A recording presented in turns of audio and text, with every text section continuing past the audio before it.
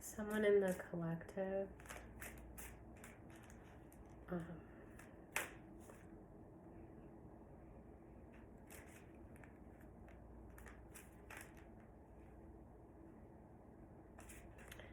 Okay. You've been worrying.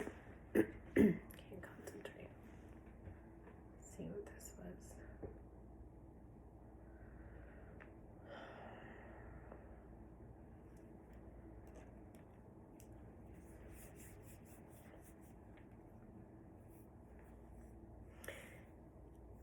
You've come out as the Queen of Cups. You are very intuitive and very aware that there is a very promising future ahead for you. Probably pretty near future. But the current energy is showing that, let's see.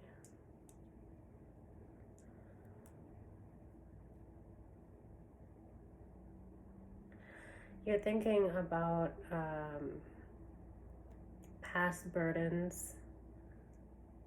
You're at the Nine of Wands with the Ten of Wands in reverse. Something, some past trauma that's happened to you. With the Ten of Swords and everything is fine. You've been juggling, kind of shifting. It's like turmoil in the mind. Like you've been going back and forth, kind of reviewing something that happened in the past. It's got you kind of in the hangman position, kind of stuck. There's a lot of stagnant energy, just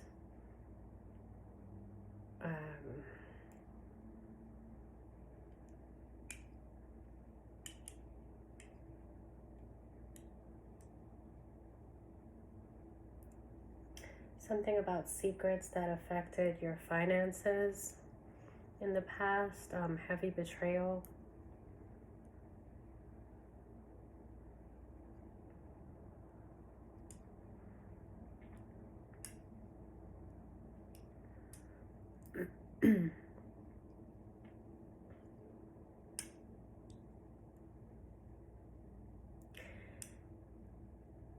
You've made plans to move forward, but you've been kind of stuck, and it's like you're reflecting on things that have occurred. So you're allowing it, which is good, because it's good to reflect on, not to sit in the past and dwell, but there's always something, information that we can get from past experiences, lessons. So it's good to kind of reflect and gather lessons, especially when you're still processing.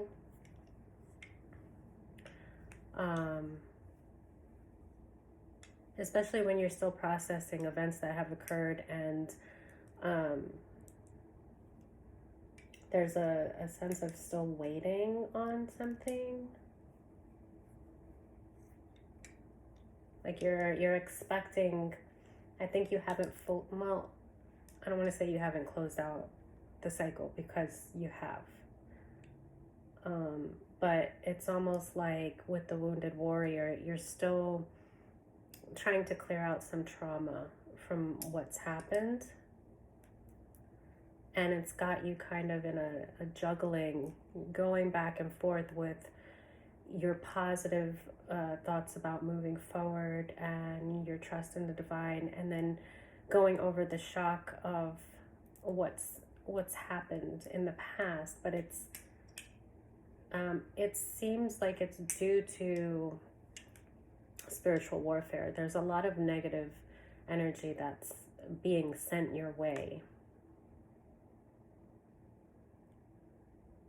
It's being sent specifically to try to block your leap in a forward direction.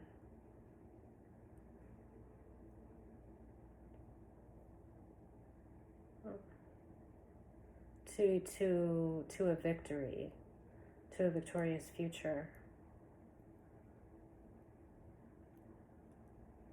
Because with the Devil card standing here with the Fool and the Six of Wands, there's definitely negative energy being sent your way, but you have the control.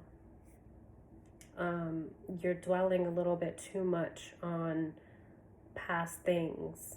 And remember that we can't change the past, and when we sit there too long, it can cause depression, and it can cause a stagnancy with our forward movement.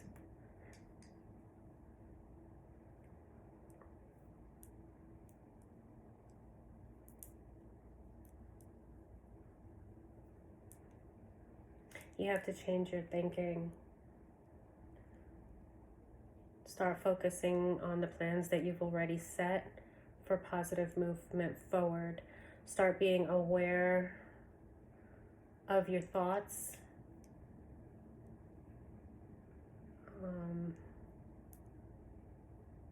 Because you're kind of stuck at the Wounded Warrior about burdens that have already passed. There is this sense of waiting, but I think that that's, with the Moon, that might be just that you're stuck because of you're dwelling too much in negative things. So you need to catch that.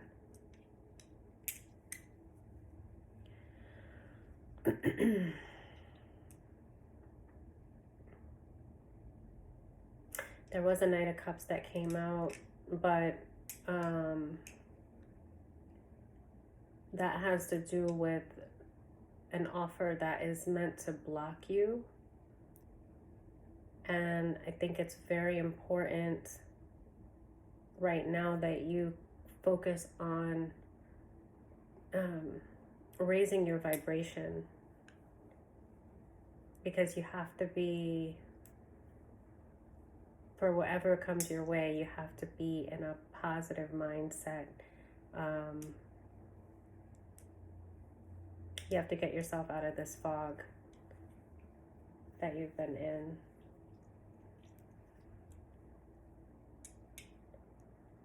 Stick a pin in whatever's happened. Take whatever lessons that you've learned, and don't allow your mind to continue to keep you stuck there. Start positive affirmations to move forward.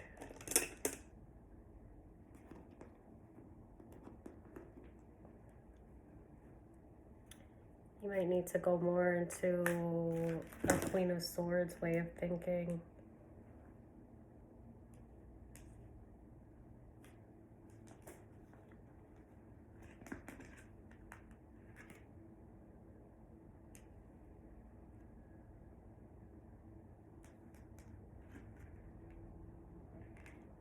There's a lot of positive things coming for you.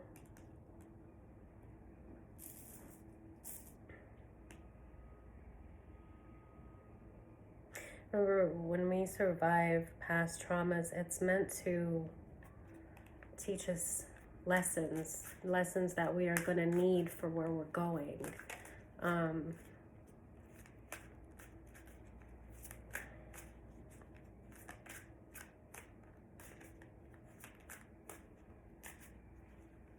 Don't let the things that people do to you keep you stuck.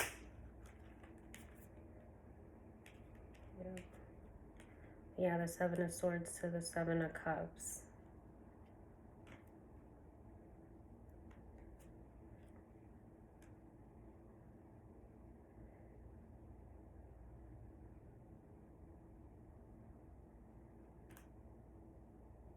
Yeah, you're letting these past things keep your mind kind of scattered.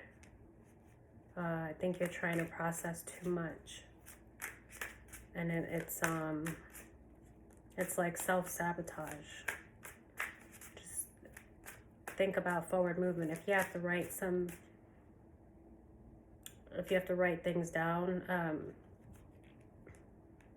something I notice when I'm procrastinating on something and I make a list of the things that I need to get done, it could seem like the discipline, it might be keeping you away from things, but it frees up more time for you. Because I notice, like, I'll follow the list, and when I write it down on paper, for one thing, I'm not juggling in my mind all the things that I need to do over and over. I've got it all on paper. And then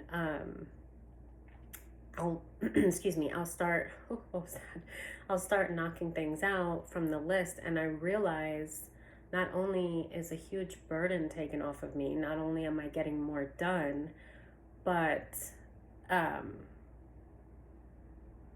keep losing my train of thought, but it frees up more time. I actually feel like I have more time for myself when I'm writing things down, because I don't procrastinate nearly as much, and I'm not as stressed out. It's amazing how much relief just writing things down on paper can make, so that you're not just playing them over and over in your head, because you do that, don't even realize, and it's exhausting.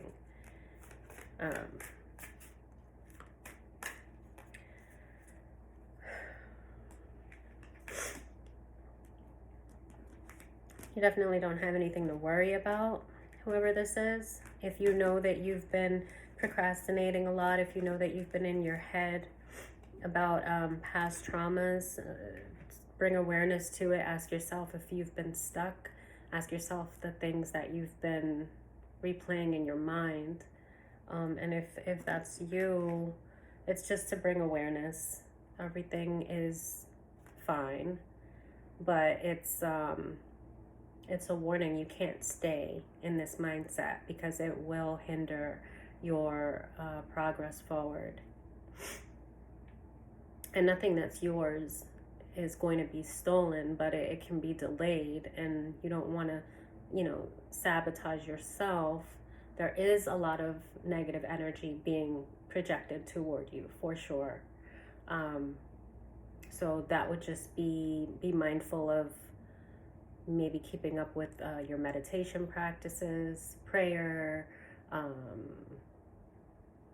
affirmations, positive affirmations. Keep track of your thoughts,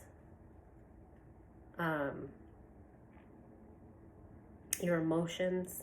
If you start to feel kind of down, or you start to feel anxiety, ask yourself, what were you just thinking about? And then speak affirmations to negate those thoughts, if they were negative thoughts, whatever was causing you that anxiety, because it changes the vibration on your person, your aura, your immediate environment.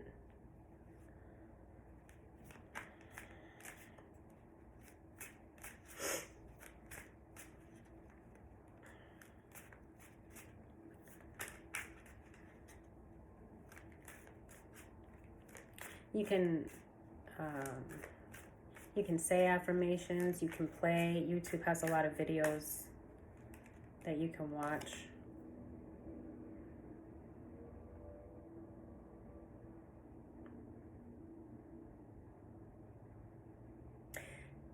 Yeah, whatever you've been waiting on, it's don't wait too much. It's good to expect. You set your intentions, and then you have the expectation for it, and you come back to that expectation from time to time. Allow it to let you feel excited. You see what you already want. You envision yourself living that life or having whatever it is that you're moving forward toward. And then you go back to the list, the steps that it will take to move with intent to reach that.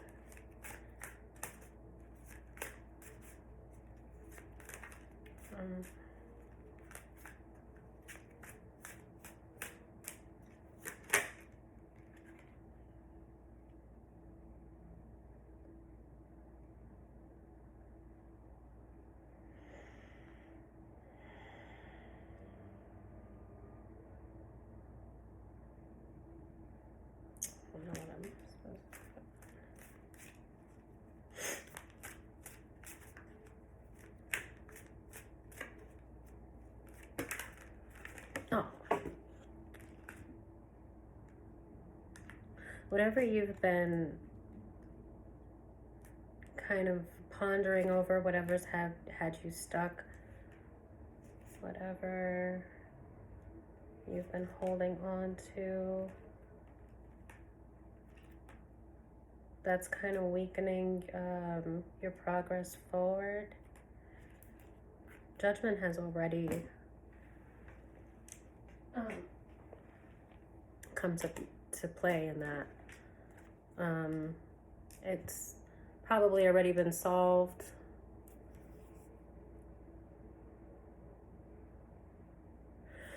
Because I see with the Queen of Cups and the Ten of Cups, they were the first cards that came out, and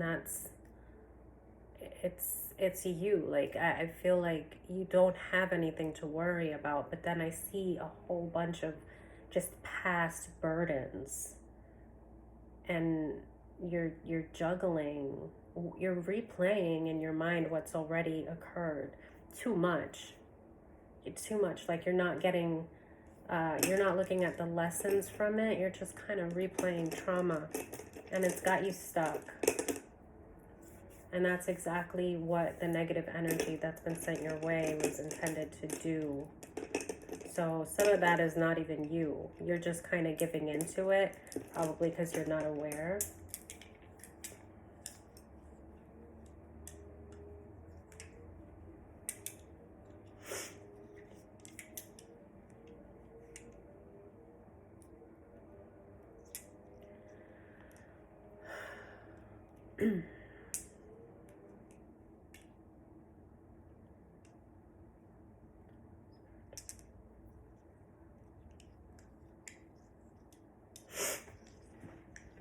So Spirit kind of walked me through something the other day. Actually, I think it was about a week ago. I was being guided to come on and speak about a lot of different things, but I kept procrastinating with it, and a lot of it was kind of uncomfortable for me to talk about. But that wasn't really a reason not to. That was actually more of a reason that I wanted to, because I'm trying to like get over discomfort with you know, the camera recording myself. So if anything, that would be a reason to do it, and that was one of the things Spirit was kind of showing me. So let's see if I can. So I one morning, like I came in here and I started cleansing and I started meditating, and it felt like, you know, okay, I think I'm gonna record some of the channeling that was happening, that I was being guided to record, but I just wasn't doing it. And I kept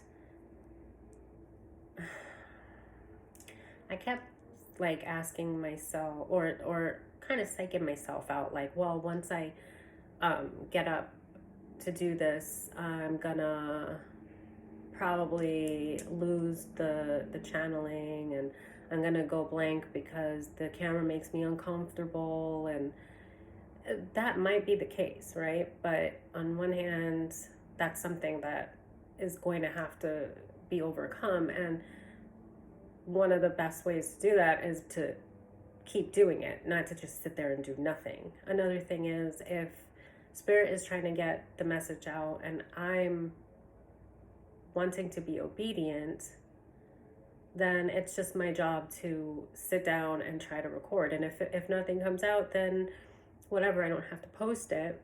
Then it wasn't meant to, then it wasn't the right time, or I need to be aware of shifts in my energy, or it is just a discomfort thing, but I'm gonna have to keep practicing to break out of that.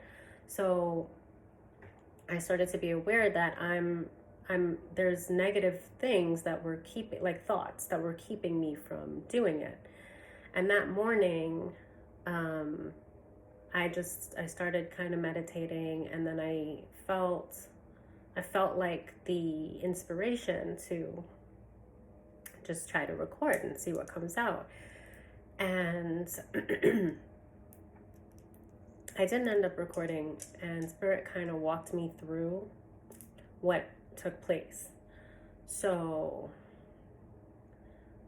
it was kind of like, okay, what,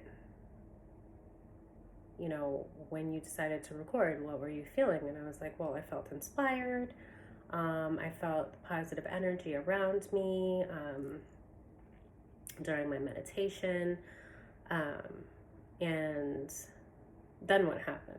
And it's like, well, I started to say, when I decided to record, I was like, oh, well, you haven't showered yet. You haven't gotten ready for the day. And I had intended to do that first. So then I was like, maybe I should do that first. And then I was kind of like, well, if I do that, I may not have the inspiration that I have now to get it done. So maybe if I'm not comfortable getting in front of the camera, let me just like record my voice and just try to see if I felt like there was a channel coming on. So I just thought, let me try to see if I can get anything out. And then when I had that thought, I set the intent that that's what I was going to do. And almost immediately, I got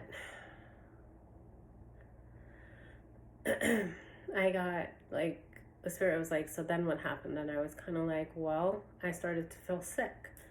And I was like, sick how? And I was like, well, my head started to feel very foggy, like a balloon. Almost like I was dizzy, but I noticed that I got nauseous, like in this area, like I felt kind of nauseous up into my throat, that kind of started like around my stomach. And Spirit was like, okay, so your crown, your throat, your solar plexus, right, which is more like here. So I was like, huh. And my head, it felt, because I felt like, well, I can't do it now because I can't channel anything. Like I can't even, it felt like pressure. That was just like in my head, almost like when you have a head cold.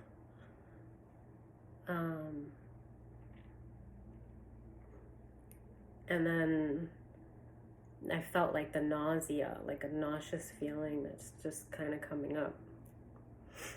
And I felt really weak. And it's like kind of like a resistance to what it was that I had just set the intention to do. So Spirit kind of showed me that, because otherwise I would have just kind of I just would have went and laid down or whatever. I had to clear my space at that time, and I didn't end up recording, but it kind of brought my attention to everything that took place, because I felt like I was coming down with the flu, and I felt fine prior to making the decision to come on and record. And the night before, the same thing had happened. I was just like in bed, and I was shuffling the cards, and it was a set of cards I hadn't used yet, and so I was just kind of shuffling them.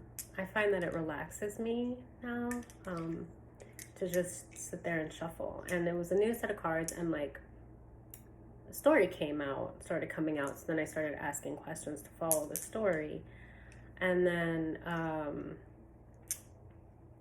I was considering coming on and recording it, and the same thing happened. I felt like I was coming down with the flu. It was the night before the day that I'm talking about, and I went and I took a bunch of vitamins and, tried to like hydrate, and I went to bed early that night because, which, I mean, that's fine, but Spirit kind of brought my attention to what it was that I was about to do right before that happened.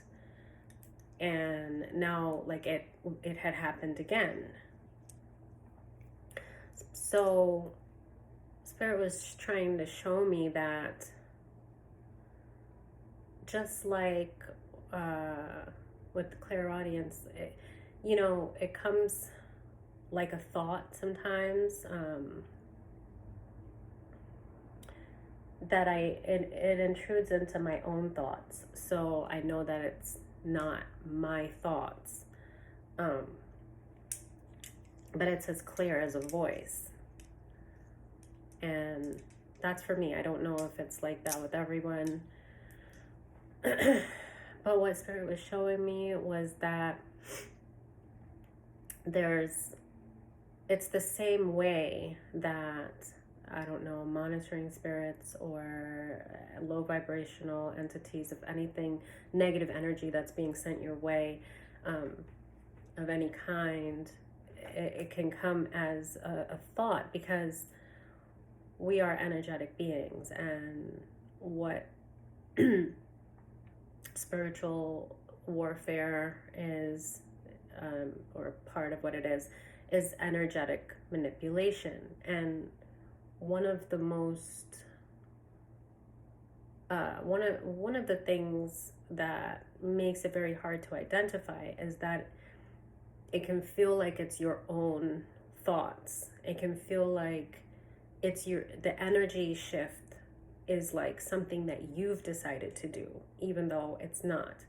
And sometimes you just kind of go through the motions of life, and you might even not do something that you were supposed to do, and then you'll beat yourself up for it, also taking you away from your self-love. And that in its sense, that also is not you. Excuse me. I have like a lump in my throat.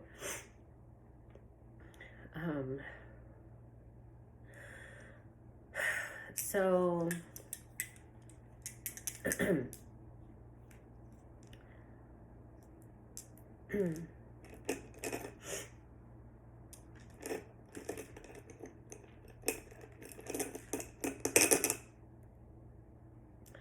yeah, so it's identifying the spirit and noticing the shift in yourself, in your own intentions, what your thoughts are. What were your thoughts before your mood changed? If you catch yourself in anxiety, what were your thoughts right before you started to feel that anxiety? And you can shift that. You can shift that with positive affirmations. You can shift that with a prayer. You can shift that with any kind of vibrational therapy, that's words that you speak. The words of the Bible are very powerful, very, very powerful. But even you can negate whatever negative you were thinking by speaking positive, because it changes the vibration within you and around you.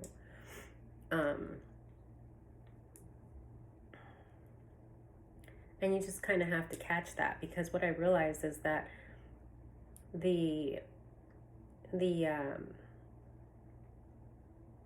like voices or the thoughts that occurred, it was like I was conflicted, and it was stressing me out, because Spirit was showed me, it was like, how much do you want to do this, and how much, like, it was like to tell me to weigh my desire to do what it was I was trying to do, as opposed to my desire not to. And when I weighed it, I had a lot more desire to do it for many reasons. And outside of procrastination or feeling sick every time I was intending to, there was no desire not to, right? To come on and record. There just wasn't. So Spirit was kind of showing me that those negative thoughts keeping me away from doing it were not my thoughts, because all my thoughts lined up with the desire to do it. So it was helping me to identify the shift in my energy, and to recognize that just like the Holy Spirit can talk to me and guide me and lead me into things that will keep me aligned with my purpose. So negative, lower vibrational energies or entities can come, and it's like you think it's your own thoughts, but it's not, because it's conflicted with what it is that you want to do. So it's not your thoughts. If you want to do something, why would you be talking yourself out of it? You wouldn't, because your desire to do said thing is greater than your desire not to do it. Even if you're nervous about doing it, that's more of a reason it falls in the desire to do it, because obviously you don't want to like psych yourself out of doing something, especially not out of fear. So it's a like very accurate way to identify when there is negative energy being sent to you to stop you from something. And another thing that Spirit was showing me was that by identifying that, you have identified the opportunity to break a generational curse. Because obviously there is some negativity that has been set for said purpose, that in that case was to keep me from coming on and recording, was to keep me from getting a message out, was to keep me from speaking. So Spirit said, whenever you are able to do this, you will be, any step forward to doing this will be you breaking that generational curse. And so it was a way for me to identify where curses may have been put on me. And, you know, just speaking something negative for someone, thinking it, speaking it, wishing it, is a form of a curse. You don't have to do all that like hoodoo voodoo crap. That's what it is. It's crap. Okay. But I'm aware that a lot has been done to hinder me and from any kind of forward movement. In fact, not just spiritually, but a lot of physical things have been done, obstacles laid in on my path, to keep me from a lot of areas. So this is, it was just something I wanted to share, because it was one of the ways that Spirit was showing me how to identify the Spirit, how to identify the shift in my own energy, my own desires, my own intentions that I've set, and whatever's is conflicting with that, and whatever thoughts that I have that is, it's like I can't find my words, that is kind of aiding those, whatever thoughts I have that's aiding that negation of whatever that intent is that I've set. Those thoughts are not mine. So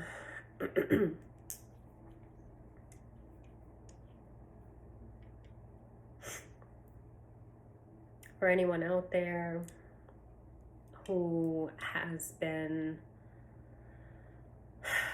energetically kind of stuck,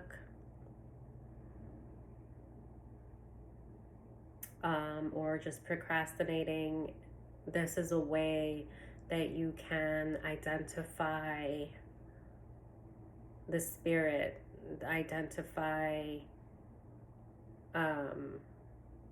the conflict with what it is that you need to get done. And then when you can see it, when you can identify it, and you know that it's not you, those negative thoughts, you can speak the negation with positivity. You can push through whatever's keeping you from achieving your goals. You can push through it because you recognize that the energy, that resistance is not from you. And then when you recognize that, you ask for help. So you can pray, you can, like I said, you can speak, you can do sound bowls, you can clear your space, but recognize that you are not in control and that you are in need of help, and ask for help.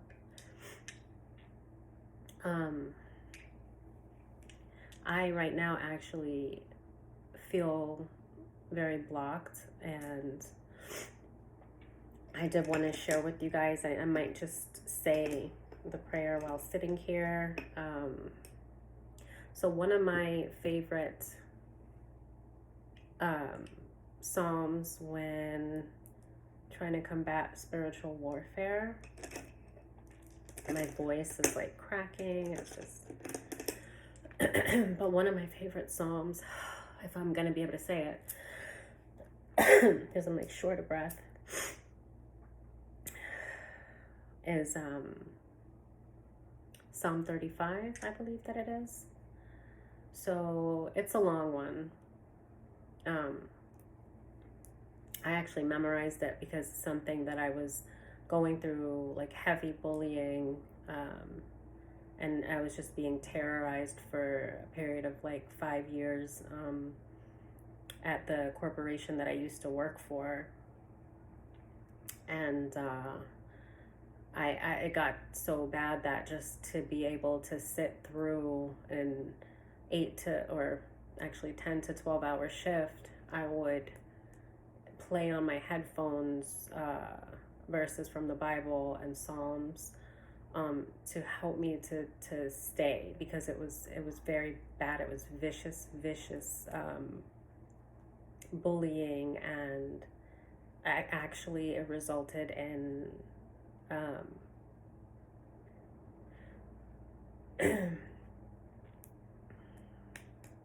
I'm not a victim, but I fell victim to several hate crimes as a result of what was happening to me and within this corporation. And it was groups of people, supervisors, managers, employees. I was isolated, alienated. I was like attacked daily. I would have to talk about that in a whole other thing, but it resulted in actually a lot was done to stop me from everything from going back to school. There was like a tuition reimbursement program that once you do your 90 days, you are within rights to partake in the tuition reimbursement if you should want to go back to school. And I had been with the company at the time for like 4 years, 5 years, something like that, and I was wanting to go back to school. A lot was done. Like, they would not give me the information to go back to school and do the tuition reimbursement. And after like 3 months of trying to get it and just getting the runaround, Spirit showed me like it was deliberate, like they didn't want me to grow in any way. A lot of things were done to stop me, and I was a model employee. Like I was really good at what I did. The work that I produced was flawless. It never came back. Anything that went out by me never came back um, for any kind of repairs or like rework. But that was one thing I decided, well, let me try to get a home, and I did. I worked really hard. It took like 2 years. Just a lot of things that were done to block me though. And when I finally did get the house, which was in 2018, like almost immediately within a month of that was when the abuse and the torment and the bullying was coming from everywhere, and I was constantly being moved, and it was like a daily thing. Like it came heavy, and there was like an investigation that was going on. It got to like sent to the Orlando facility after 3 years. I had enough proof, I guess, and to I went to ethics in Orlando, and they started an investigation, but they made everyone aware of it. And so at the time of the investigation, everybody backed off, and it was like the first time in years that I was able to just work at peace. So I was aware that everybody only backed off because they knew that they were being investigated, but I just kind of took it because I was wishing to be able to just work. Like I meditated when I worked. I loved my job, and who doesn't love what they're good at? And I was really crafty. We were building circuit boards, so I was just really good at the job. And when I was left to work at peace, it showed that I was good at my job. And so I got back on track. I was working like all this overtime, I was on time every day. I was doing really well. And it went for probably around 3 months. And then around the time that the investigation ended, my home was burned down with me inside of it. And actually I was being stalked. The night of the fire, I couldn't sleep. I guess I felt like I was being watched. And so I had planned on going into overtime the following morning at like 5 a.m. I was going to work from like 5 to 10. And I was killing it. Like I was on a good sleeping routine. My health was really well because I started having health issues from all the bullying. But then that night, around 9, 10 o'clock, 11 o'clock, I realized I couldn't sleep, and I was just very uneasy. And so I stayed up cleaning until like 3 in the morning. And then at like 3 in the morning, I went to bed, and I was in bed like playing a puzzle on my phone until about 4. And I just thought, well, if I can fall asleep for a few hours, I'll just go in whatever time I wake up. If it's 9 or 10 o'clock, that's fine. I'll just still go in and do the 5 hours. So I fell asleep. The last time I looked at the clock, it was like a few minutes after 4 a.m. And I fell asleep, and then by like 5 a.m., my entire house was under flames, except for the back 2 rooms where I was. And I was able to get out through the master bedroom and then the master bathroom. And then just minutes after that, the fire had taken the back porch and the bathroom, where I guess if it had been a few minutes later, I would have been able to get out through just jumping out the window. But I just woke up to flames. My entire house was covered in flames. The fire would have had to have been set right when I felt, not just when I went to sleep, like to lay in bed, because I was in bed for an hour, but when I fell asleep at about 4 a.m. And the fire started on the front porch. outside of the home. Um, and there was like a manager that was orchestrating a lot of the harassment that was happening from supervisors. And he actually, when I went back to work, I was on leave for quite a while. And when I tried to go back, they started up like immediately. And I remember the first day I went back in, he stood where I had to walk to go to my desk. And I couldn't understand.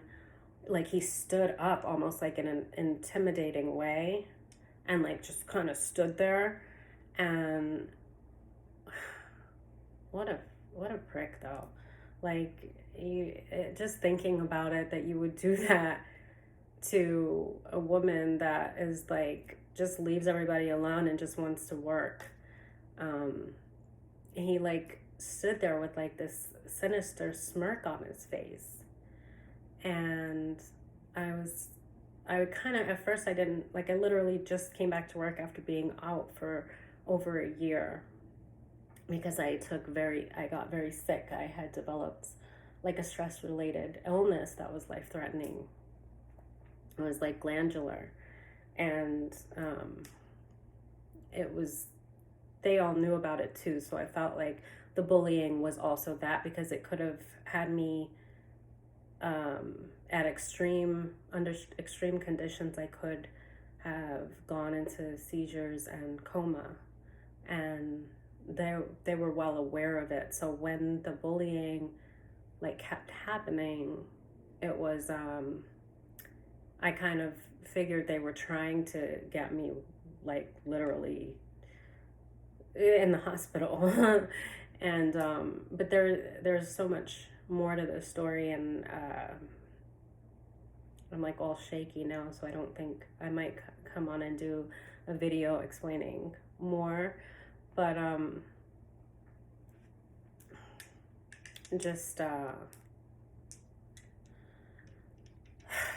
yeah, there was just an excessive amount of bullying and stuff. And so I was playing on my headphones the Psalm 35 a lot of days.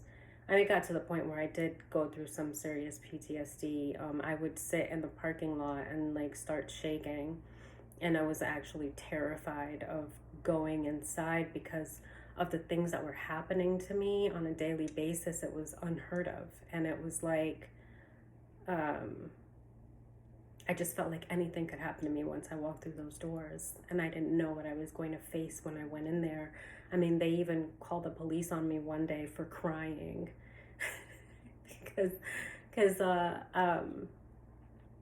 kind of like broke down. Like, they saw that I did really good work, and if I was left alone to work, so then they started pulling me out of my seat for nonsense constantly. It was just harassment. The union, somebody saw what was going on at one point and spoke to the union about it to stop it, but then it would just start again. And then one of the things they were doing also was, I went through, within 3 years of this happening, I went through like 7 different union reps. So there was no way to even keep record of what was happening, because they would constantly have me have a new union rep. So there was just a lot. It was so much stuff. And one day I said to the supervisor, let this be the last time that you pull me out of my seat and take me in here, unless it's to tell me that I'm fired, because it was just so ridiculous at that time. And she kind of smiled and nodded her head, and I got up and I walked out of the office. And then the room started to swirl, and I immediately thought of the condition that I had and stress, and I got scared because I was not good. Like, the stuff I was going through on a daily basis, the levels of stress, it just had me constantly like, where I was having to go on leaves, and I would get better, but then I would go in and my health would deteriorate within weeks, months, sometimes. It was just like piranhas, just like on me constantly. Anyway, so when the room started to swirl like that, I got scared, and I didn't know, should I go back to my seat? What do I do? And I started crying, and I started asking, I was just like asking for help. There was not much support on the floor because of, at the time, because of COVID. And there was an engineer that was right there in the booths, and she took me in and like got me water, and she was telling me like, I see you around all the time, and you're so pleasant with everyone. You're like such a light. And she's like, when I don't see you up, like you're just in your seat working, like, she was like, I want you to know, like, you're not the only person that this is happening to, and I'm just so sorry that this is happening to you. And the supervisor was in the office, like, it was just like cubbies, like, so it wasn't really like a wall, I don't think. So she heard me talking to the engineer. I wasn't belligerent. I wasn't like screaming and cussing. I was like, I literally was crying and just trying to understand what was happening, and trying to get a hold of like someone from ethics or something. And the supervisor called the police, and they did have somebody from ethics come. And he told me when we were in the office, like, she did what she's supposed to do. If there's an outburst, ethics supposed to be called or whatever. And I was like, there was no outburst. I'm just being harassed so much. Like, I broke down into tears because of the load of stress that was happening to me. And he was like, yeah, the police are outside, but don't worry about it. Like, I'm going to tell them to go. But this was to like, there was a lot of slander, a lot of vicious things being said about me. No one ever even came up to me to this day and told me some of the stuff that were being said, but I was isolated. People were treating me just horribly, people that did not know me. When it started, I remember saying to myself, well, the kind of people that I would want to talk to are the kind of people that would think for themselves. Anyway, so if anybody is going to judge me based on rumors, then I wouldn't want to talk to them anyway. But it just got so bad. I had people like aggressively, like they were gonna knock me over. There was in the halls, like, so whatever these lies were, that's another thing. They were the kind of lies that could cost someone their life, that could get someone like attacked, like violently. And that was the scary thing. I didn't even know what was being said about me. And the way that I was being treated was just like, and I'm not a person that causes drama. I don't talk about people. If I feel uncomfortable around someone, I just stay away from them. And outside of that, even when I was going through the things I was going through, it's always been important to me to not put my burdens on other people, and to like bring positivity. So I would be smiling, and inside I felt like it was taking everything inside of me not to just break. And this went on for 3 years. While I was there, I wound up having to leave. I just realized, for a while I tried to hold on, because I was like, you can't let people make you walk away from your career. But then I started to look around, and I realized that everybody in this corporation was like oppressed. They were miserable.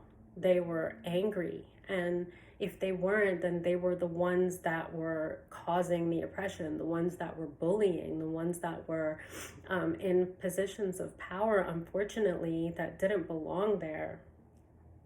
And I was never one for bullies. Like, I spoke up about it, but it was like I was being punished for asking for help. It was like they were trying to put me in my place. This is a government organization, by the way. This is a defense contractor for the government. And they spoke really highly of themselves and what they do for the world. And And they spoke so much constantly in meetings that we would have about the no tolerance for bullying, and no tolerance for retaliation of any kind.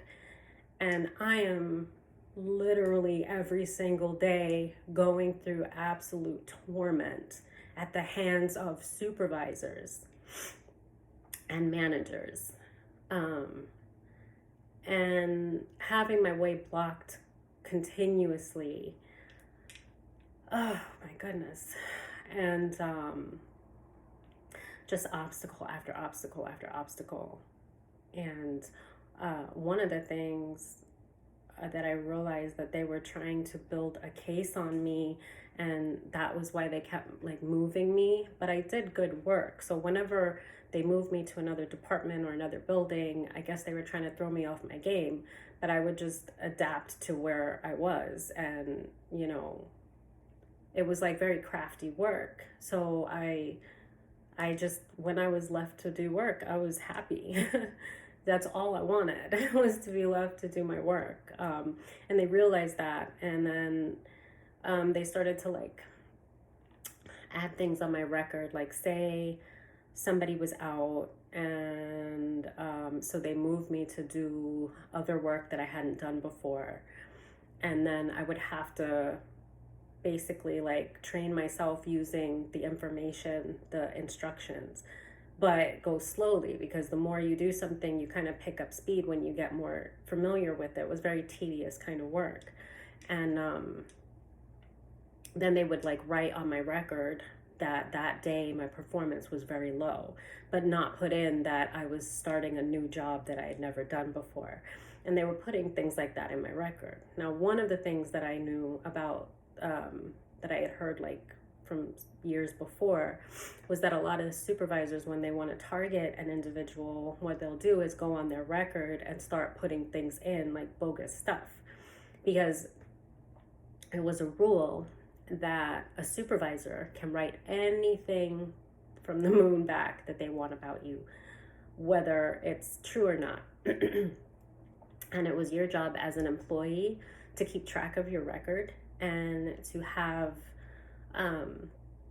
documentation to prove your innocence, to back you up if anything happened, and then that would be removed from your record.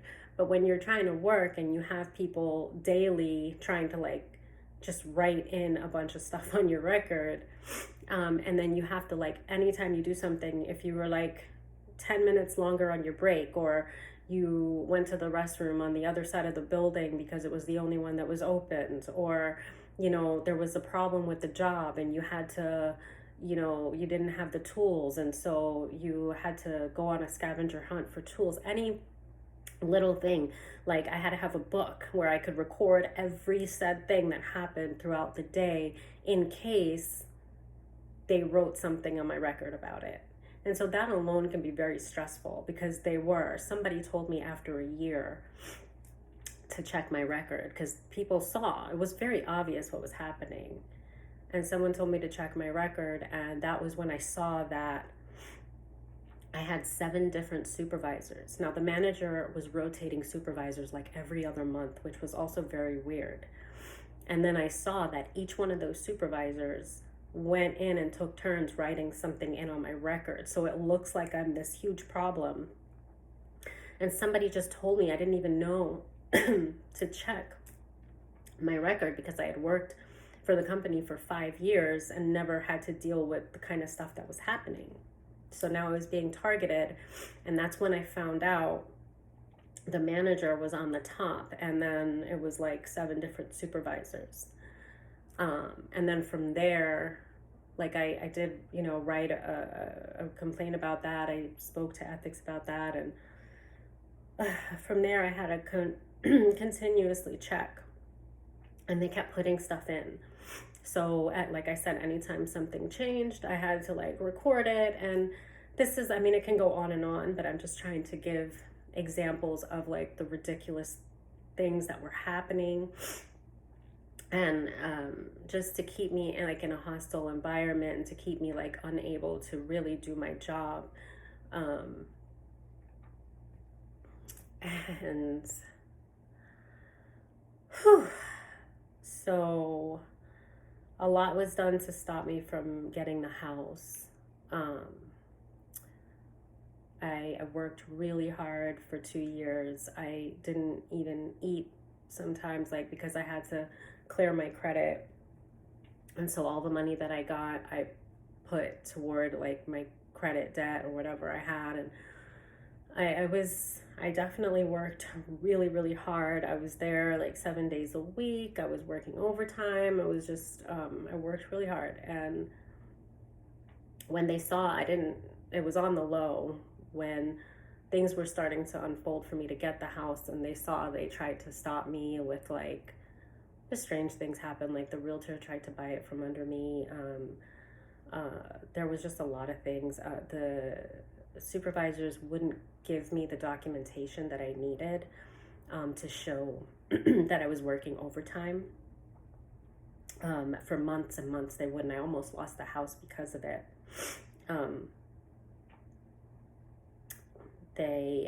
The woman from the bank actually had to call my supervisor and be like, "Hey, look, so this is a normal thing that we're asking for whenever employees, are trying to get a loan.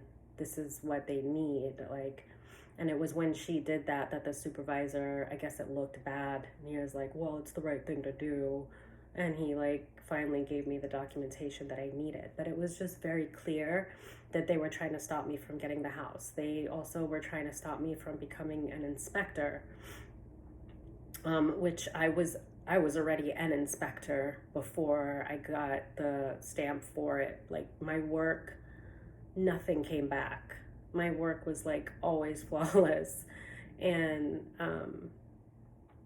it was just really absurd and just crazy at the lengths that people were going to block me. And I didn't understand why. And oh my goodness, just a lot of stuff. And then it was like immediately after getting the house, it was that 3 years from 2018 to 2021, I went through hell.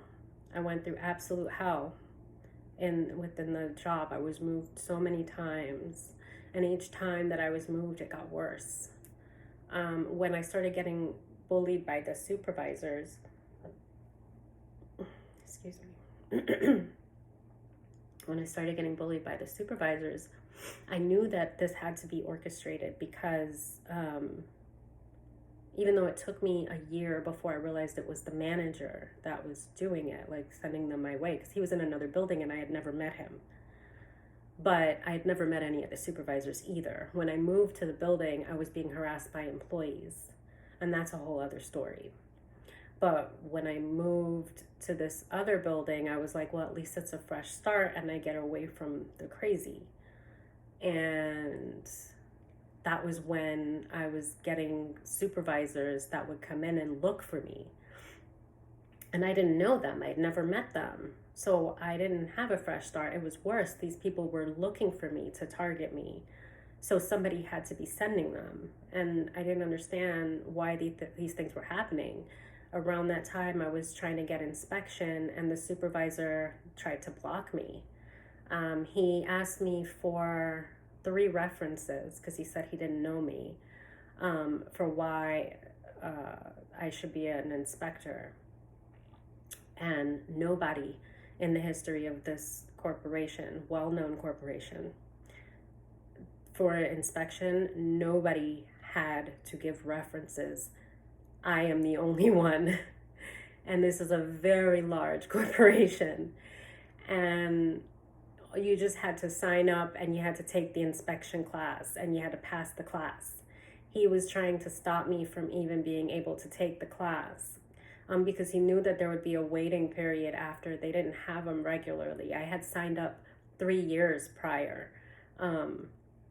But there was also people that just started working for the company within a year and they were getting in the class. Somebody told me there was a class. They didn't even notify me, even though I signed up for it. Until that summer, like somebody told me there was a class and I've been on the waiting list.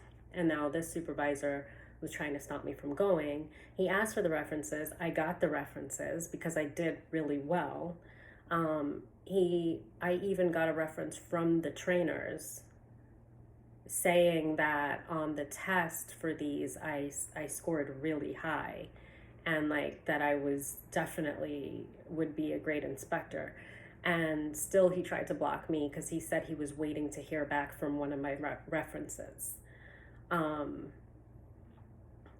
finally, like, they tried to block me, and then finally I was able, like, I fought it and I got into the class, and then they put a person in the class that was targeting me in the first building, was the reason that I had to move. And they put him in the class when he had never signed up for the class. I personally knew he didn't want to be an inspector because he was someone that befriended me and pretended to be a friend but never was. And they put him there to throw me off, clearly. And after all the hell that they put me through to get that inspection class, they did that. It was just a lot of stuff. It was one thing after another after another. I mean, it was on a daily basis. And then I had to deal with employees that were just completely isolated me. There was a girl that I didn't even know her name, and she nearly ran me over in the halls one day when I said good morning to her. And I just stayed away from her after that, but I was really puzzled. And I was like, well, of course she's heard something and she just decided to run with it. But the way, the anger, the hate that like just came off of this girl, you would think I would have had to have done something to her to have that kind of hatred. And that was what really, really like kind of set me off, like just how many people were behaving that way. And then I worked very well independently, and I would work very well as a team. However, they wouldn't let me. So they kind of took me away from working independently. And then I was put into a department where there wasn't enough tools. So we had to all share tools, and we kind of had to work as a team, and everybody did work as a team, but they alienated me. And so if I needed a tool to work, they would like blow me off or act like they were annoyed, like I was bothering them if I asked for where this tool was. They would flat out ignore me sometimes. I would just be walking around trying to like find tools because no one would talk to me, and they all worked together as a team, but I was just completely isolated. And it was frustrating because the one thing that made the job bearable was being able to do my work. And I couldn't work in this department because I had to depend on other people to do my job. And these other people were just really nasty to me. And I knew that it was rumors because when I first went into that new building for like the third time that I was moved, I had people like come up, and I could tell like they wanted to be in my energy, and they would like joke around with me. And then the supervisors were harassing me. And then when I was like unstable with my health, I like went out on leave, and I came back, and everything was different. And everybody just treated me like a dog.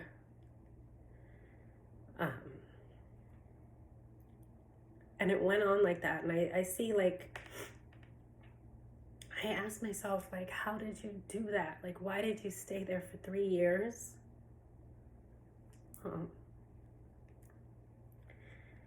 And at first I was just thinking, like, I'm not going to let people make me walk away from my career. But why? Who would want a career like that? And I'm not that kind of person. Like, my environment matters. I knew that. It always has. Like, the people around me, it matters. Because I cannot survive in a negative environment. And I looked one time coming from leave and just really looked around at people, and I saw how oppressed everyone was. And, people would talk like, oh, well, it's just your turn. Like, we all have a turn. Like, they would say this. They knew that people were being bullied, and they wouldn't say anything. They wouldn't do anything. most of them just joined in on the fun. And I remember thinking to myself, like, one day somebody's gonna snap. Like, they're gonna do this to the wrong person. And I don't even think I said it to myself. I think Spirit was like showing me that this was the exact kind of environment with that kind of bullying, and this is people's livelihood, that it would only be a matter of time before somebody was going to retaliate in a very bad way. This was a hostile, terribly dangerous environment to be in. And then I noticed that there was like a woman that was very spiritual, and she was older. She had kind of like a hippie vibe and was just very like sunshine, good energy. And I would feel so relieved whenever I went into work while all this was happening, and I would see her there, and the two of us would talk. She was sitting close by me at one time. And then I noticed she was having health issues, and she was struggling, and she kind of opened up to me about it at a time, and like I kind of told her what I was going through. And after the fire, when I had came back, I was really happy when I saw her, and I kind of lit up, and she, like, it was like she was drained. She looked like the life had been drained out of her. She barely cracked a smile, and it wasn't even like it was something with me. It was like she was afraid to smile. And I knew that look so well because I remember when I was going through this stuff, I remember saying to a neighbor some of what was happening. And I remember telling her, you know, it's gotten to the point where I'm afraid to smile at work because I feel like people think that my life is too easy, and that if I smile, they're going to attack me more, and I really can't take anymore. And I remember her saying, I'm sorry. I remember her saying, that's a shame because you have such a warm smile that would really brighten a lot of people's mood. And I remember it making me think, like, no matter what, you can't let this environment change who you are. But I know that it was related. My house being burnt down, I know that it was related. And I don't know the affiliation between the guy that was originally harassing me, him and his girlfriend, the one that had befriended me in the department where I had worked for 5 years. That alone is a whole other story, but it started with him. And it was when I spoke up about what they were doing that it seemed like I was being punished for it. And they moved me to another department, but then the girlfriend started stalking. She found out where I was and started stalking that department. And when I spoke up about it, they moved me back and put me sitting right next to him. And I thought maybe they're trying to see where the problem's coming. And I just did my work, but I thought I really don't appreciate being used as a guinea pig.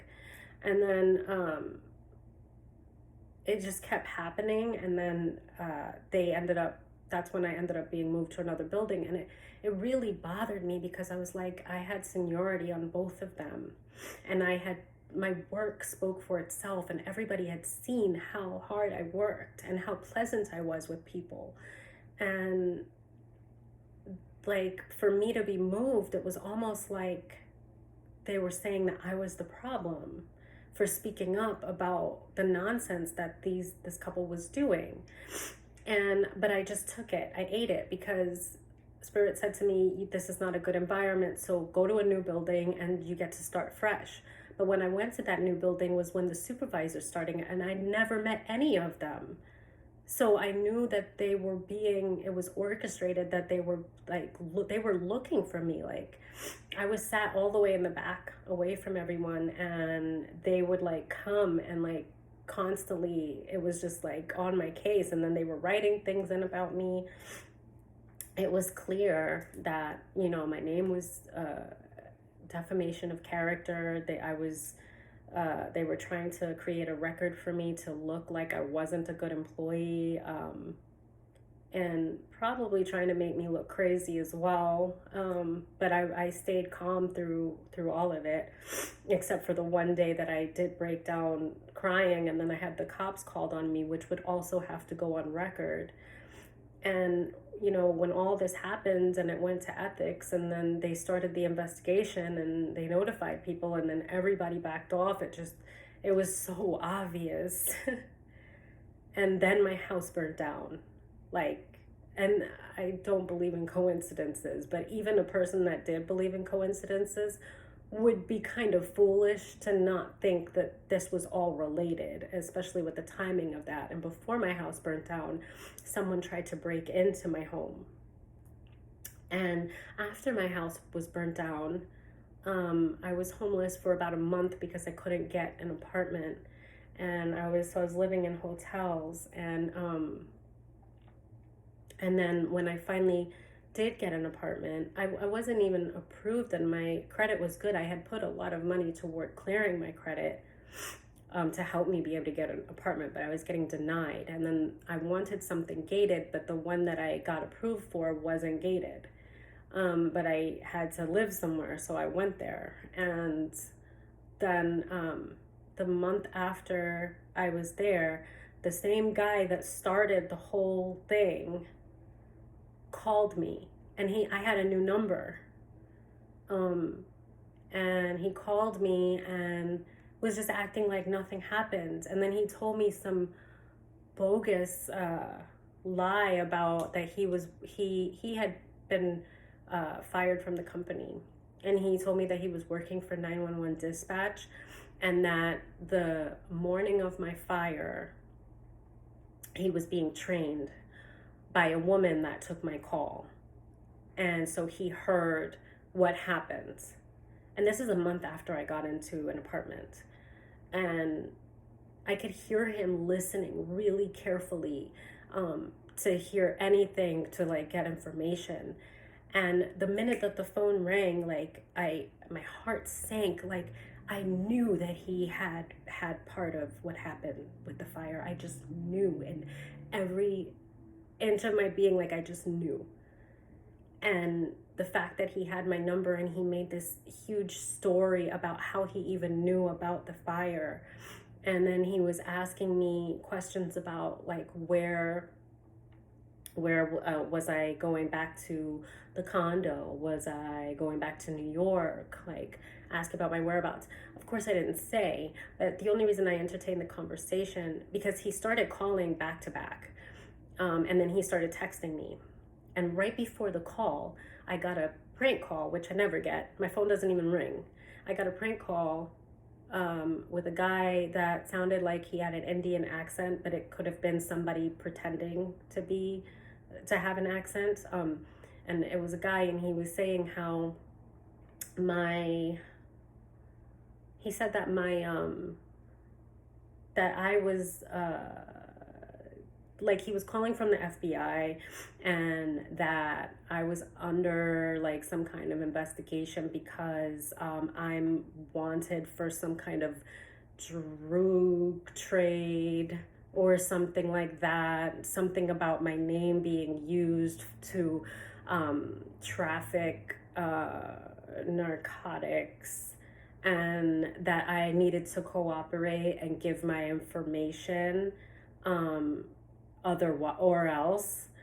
And I kind of was I basically said that I was gonna call the FBI and myself, and because I didn't know who he was, and I was gonna call the FBI and find out myself. And then the person hung up.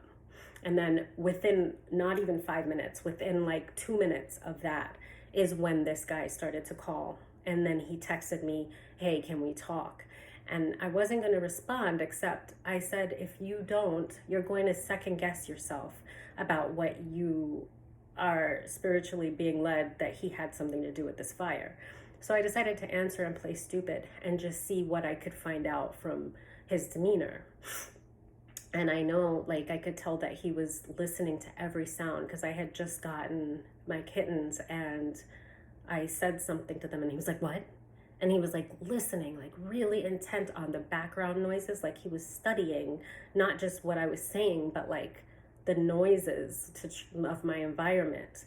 And and he was saying like, oh wow, you sound really well, considering what happened. I'm surprised, that you know, I'm glad that you're doing well, but you sound really well. He wasn't glad. He sounded puzzled by the fact that I wasn't crying and like falling into his arms crying.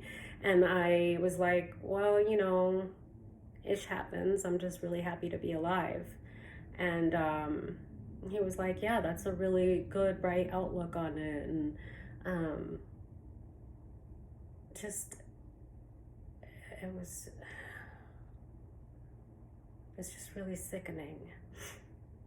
One of the things that why I spoke up about it in work was because the two of them, him and this girl, they really disturbed me. Not only it's like they were stalking me and like studying me at work. Like I changed my break times. I took the longer route to walk like opposite where I knew that they would be. I did so many things to avoid them. And people saw what was going on. But the girl, I someone told me, he was like, yeah, I knew she was weird when I saw that she put All Hail Satin on her work IM.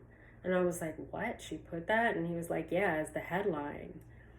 He was like, I don't know. I knew there was something off about her from then.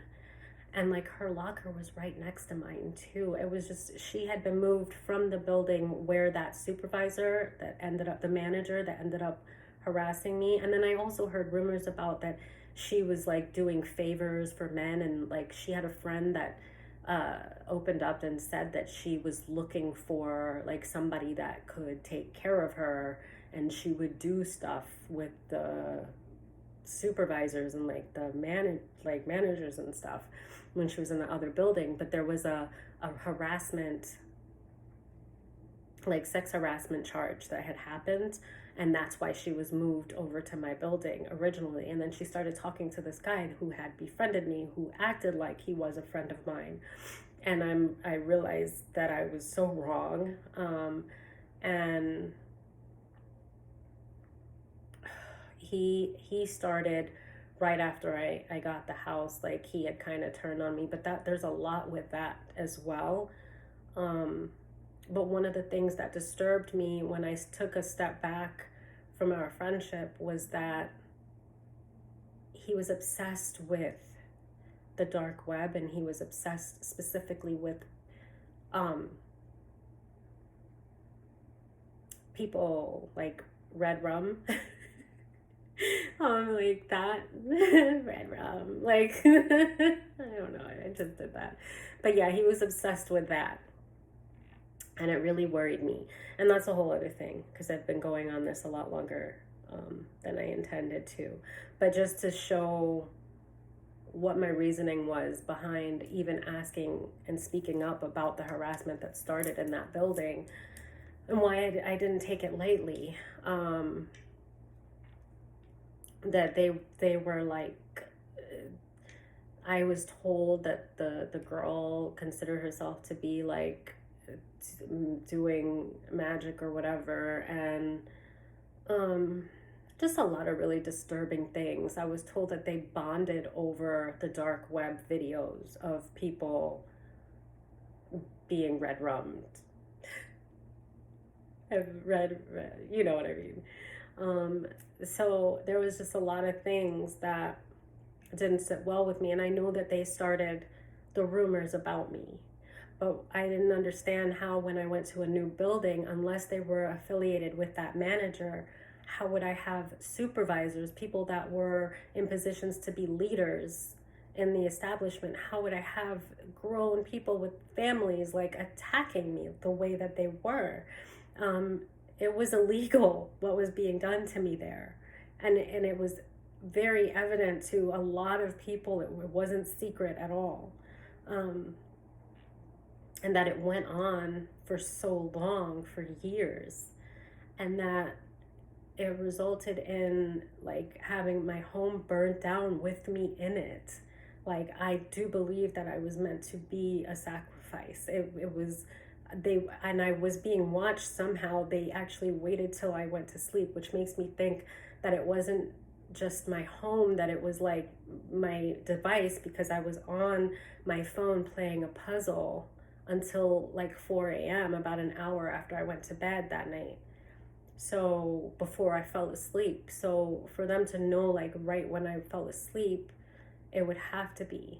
Then there was a girl that we was a mutual friend, and I think the spirit in her just wanted her to tell, like, made her come to me, um, because she unloaded all this stuff about the things that he was trying to do, and that he was lying to me and stuff when he was pretending to be my friend, and that he sent her a picture of me half naked, because he was kind of love bombing me pretty hard after we had been friends for a while. And before I started to get the red flags and like warning signs, I kind of fell into it because I was in a lower vibration. But it was short lived, because I started to see a lot of red flags, and I listened, and I kind of, in a nice way, kind of backed out of us pursuing something together. But it was right around that same time that he flipped on me and then started talking to that other girl. And then it seemed like they were trying to make me jealous, except that the girl, if any, I was hurt about the friendship, the person that I thought was my friend that had just turned into a monster. But the girl, like, if I had seen him talk to a girl like that before we became friends, I would never have become friends with him. When I became friends with him, he was by himself a lot. And I had heard people like making fun of him. He seemed kind of isolated. Like, I kind of felt sorry for him at a point, but my first instinct was to not talk to him. Well, I was nice at work, but I didn't really hold up a conversation. And I could tell he was trying to talk to me for nearly a year at work. And it was when the boyfriend that I had put me in a third party, and I was feeling really down on myself, that I kind of opened that door and like let him, like, I needed someone to talk to, and I started to talk to him about that. And then we started talking more, and that was how the friendship happened between us, when I was in a really low place. So I went against my first initial instincts to not to get familiar with this person.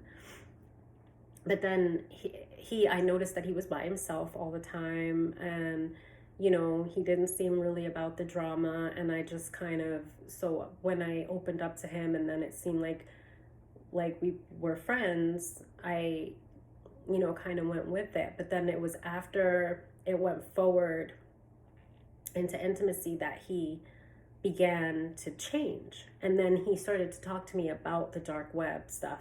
And that was the first thing that made me kind of scared, because he was obsessed with it. Like, it was very disturbing. He was obsessed with this. I can't even, I'm not going to go on that track. But when I pulled back and then he started to talk to that girl, it seemed like they wanted it to affect me. And it didn't. I was actually trying to find common ground to where, we could work together, and it was fine. But I realized they didn't want that. And it just kind of got worse and worse. And I really wasn't for the nonsense and like the harassment. So I spoke up about it, because it was really disturbing. It was really disturbing.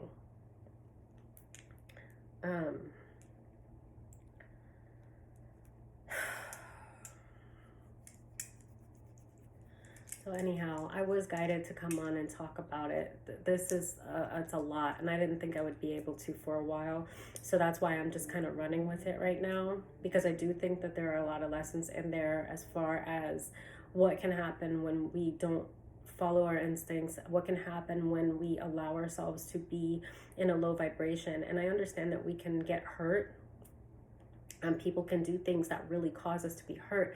But I also have learned that in those times when we're down, it's even more important to isolate and heal, and more importantly, not to allow any new relationships in our lives when it would seem like you want that, almost not like a crutch, but somebody to talk to, somebody to confide in.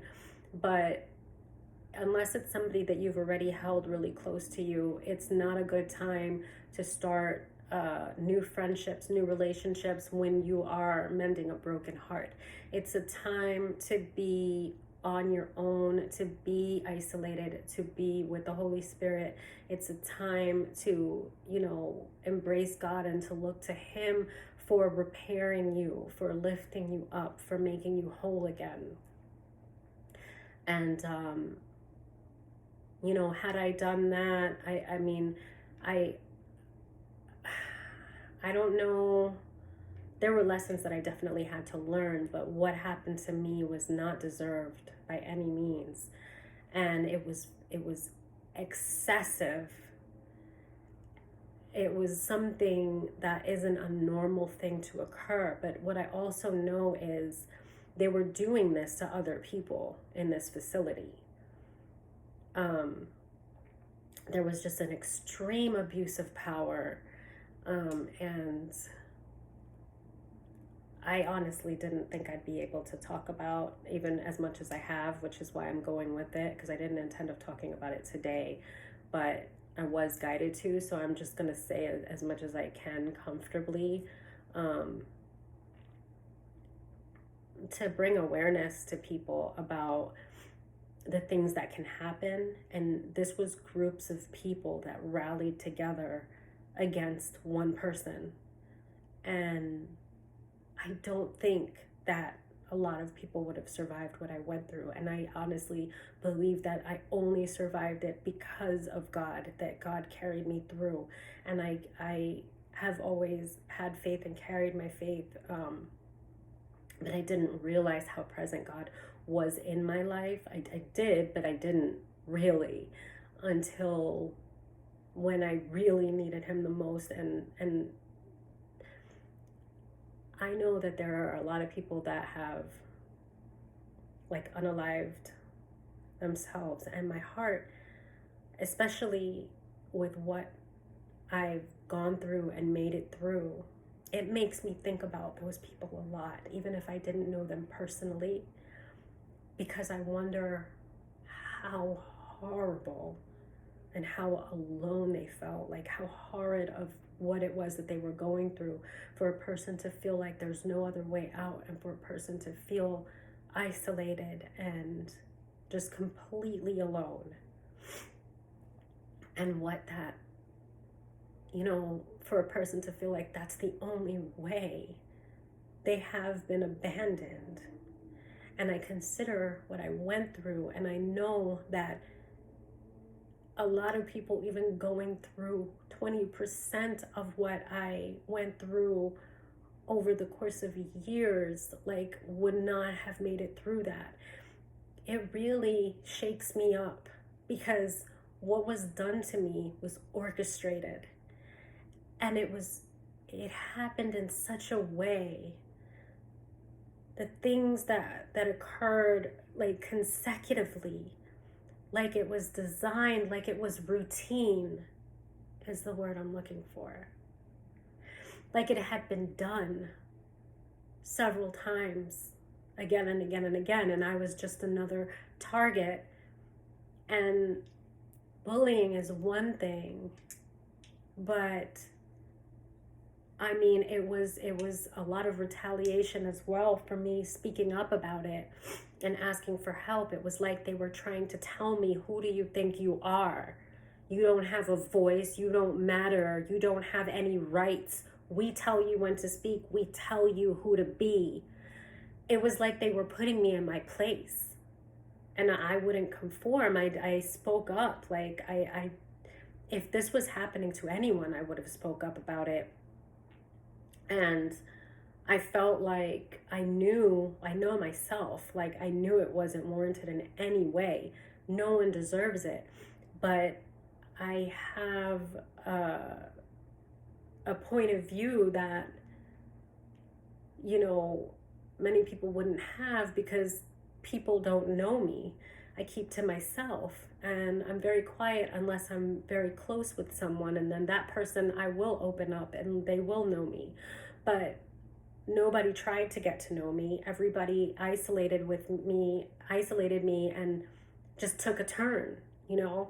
And because I know me, I know how important it is for me to make others comfortable to a fault. I had that martyr mentality because I went through excessive amount of narcissistic abuse within my own family, and I didn't even come to terms and realize that until pretty recent.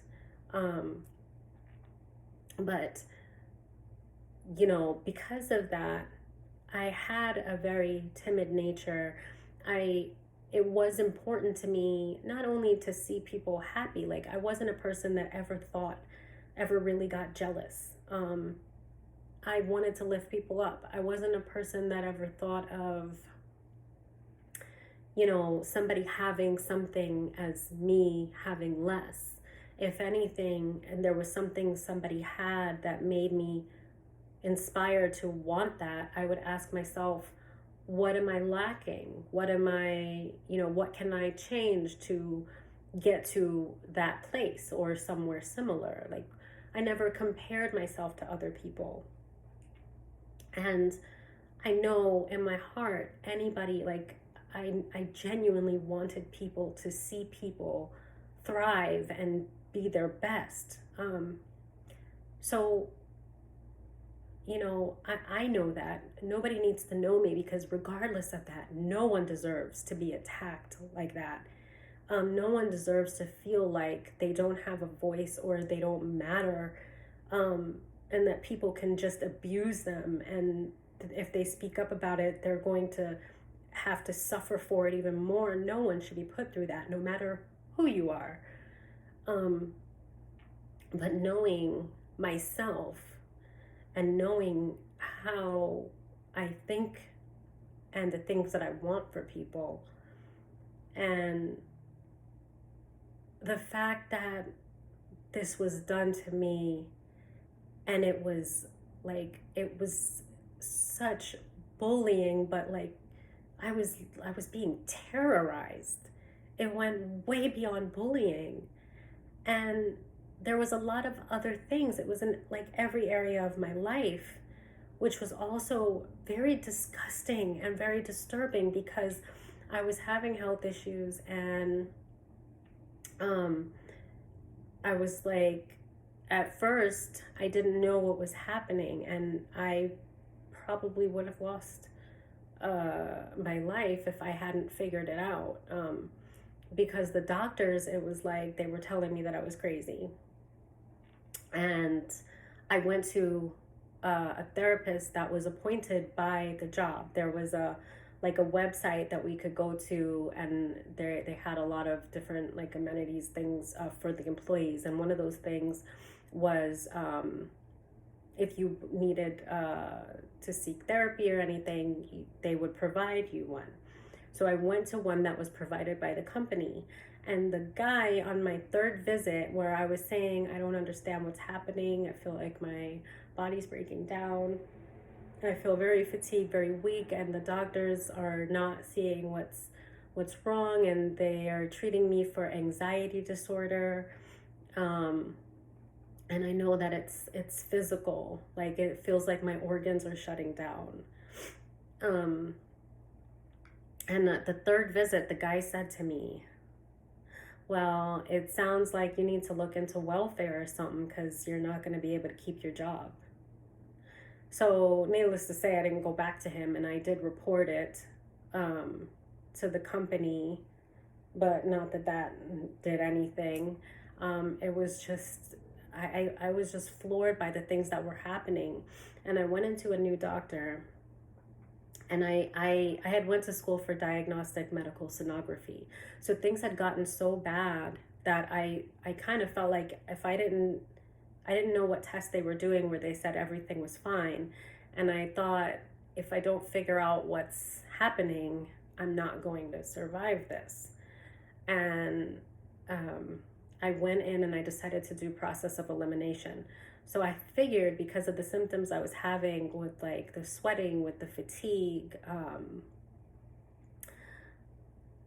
just I felt like maybe it would be glandular, and I thought they did test my thyroid, but I wasn't sure, and I just decided to go and ask for these tests. And the doctor was really nasty to me. She looked me up and down when I told her my concerns. Um, I even said, like, my abdomen was kind of distended, and I was always very small, very petite. So I know that that's an indication of um, attacks to like your immune system, or just like your gut health. Like I know that that can be a sign of poor health. And she just looked at me up and down with this disgusted look on her face. And I asked her if she was offended by my asking for these tests. And she was like, no, you have every right to ask for anything you want, but I'm referring you to a therapist because I'm sure you're fine. And, I got so upset. Like, I did start crying. I was just like, I was desperate for help, and I was getting so much abuse. And now here I'm at a doctor that I don't know. She has no reason to have any bias toward me, and she's treating me terribly for asking her for help. Because I wanted to test my thyroid, and I also wanted to test my adrenals, because I know that that's a more rare glandular disorder. But with the adrenal glands, a lot of people know it for that fight or flight, where like a mother can like pick up a car to get her baby from under it, or like it's supposed to manage your stress levels, but you can, with excess stress, like you can have like superhuman strength or something, but you need it to live. Like you need cortisol to live, and it's supposed to manage your levels. But any glandular thing is just horrible because it throws your hormones off balance. And I mean, this is something that could easily be misconstrued for a mental disorder, when it's physically something that it needs attention. And had I not found out, they would have just said natural causes if I didn't survive. They would have just been like, it was natural causes, like nothing. Meanwhile, I had this condition that needed attention, and it was directly related to the abuse and the stress that I was under, because it was so much, and it was for prolonged amount of time. But this doctor, she was really nasty to me when I asked for the test, and she acted like, who am I to come in here and ask her, the doctor, for the test? She should be able to tell me what's wrong with me, and she thinks I'm fine. And part of it could have been laziness, because I told her that I had been to another doctor and they had taken a lot of tests and it's coming back that everything's fine, but I know that something's wrong because I know my body. And shame on you, because I didn't say this, but shame on her, because part of being a doctor, and I'm not even a doctor, if you want to be a good doctor and you're not arrogant and you don't think that you're God, part of being a doctor is to listen to the bloody patient. Because you are not God, and you are not living in their vessel that they have lived in their entire lives. And it really makes me worried about how many people are out there that treat doctors as if they're God. And they don't, and they just listen to whatever they're told, and they just take whatever drugs are given to them. And that can be breaking down their body, and they don't even trust themselves enough to, like, these doctors, they won't even listen. We don't live in a country that treats the underlying cause. It treats symptoms. So something that could be cured, you might have to live with for the rest of your life because they're just treating your symptoms with medication that is going to deteriorate, your kidneys, your liver, long-term effects that you might not even need to take. But the woman was so nasty to me, and when she called me, the secretary called me and told me there was in fact my adrenals, there was an issue with the function, and that I needed to come in.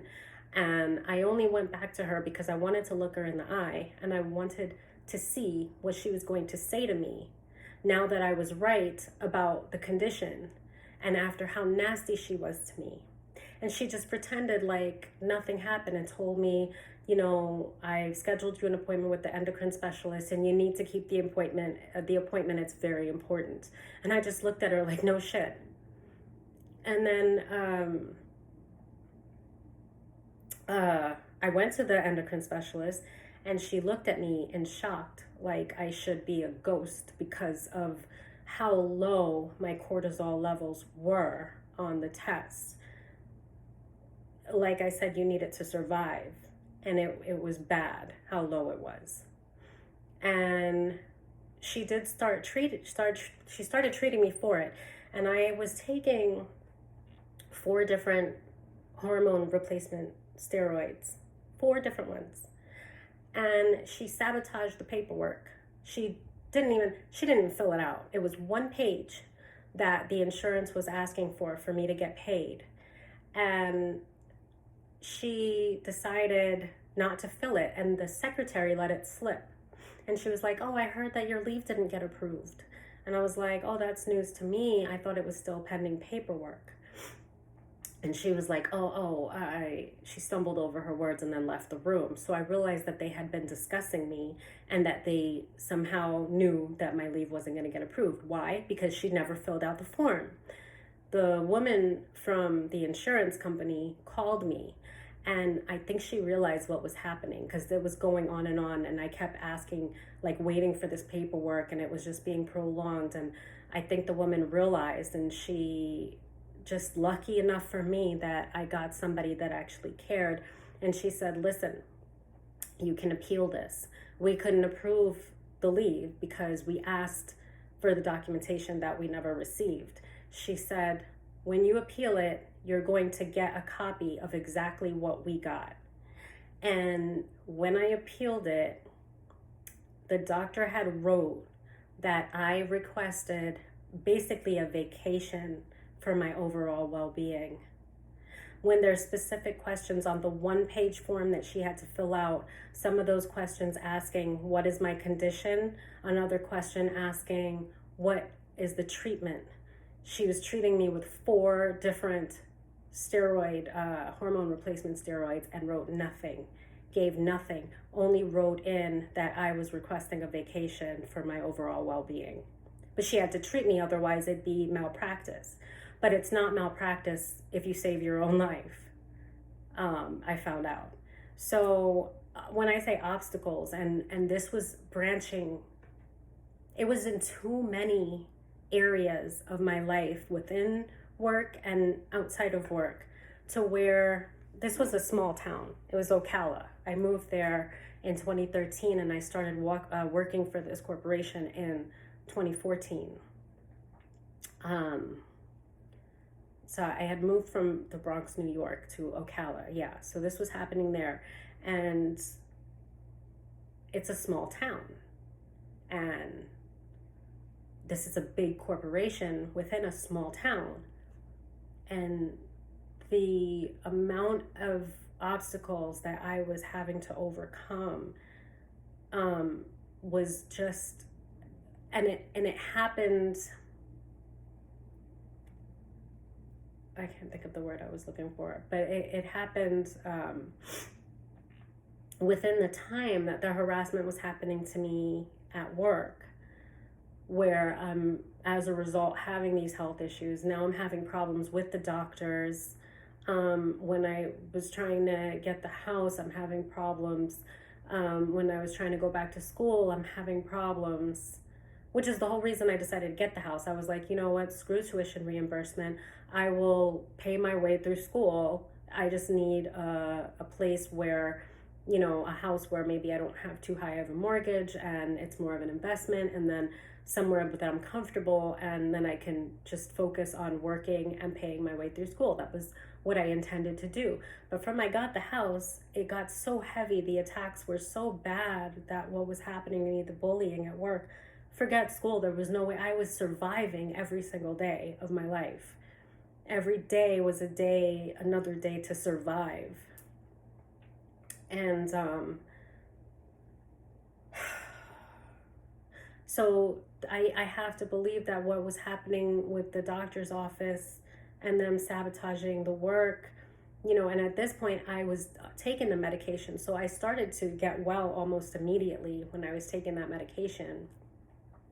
And that's how I was even able to appeal it and fight it, because otherwise I would have been too sick to do it.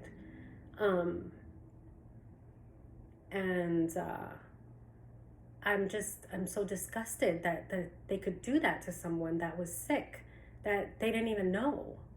And that makes me think, like, how many people were getting paid off? I don't know, but I don't believe in coincidences. And even if you do believe in coincidence, this is ridiculous.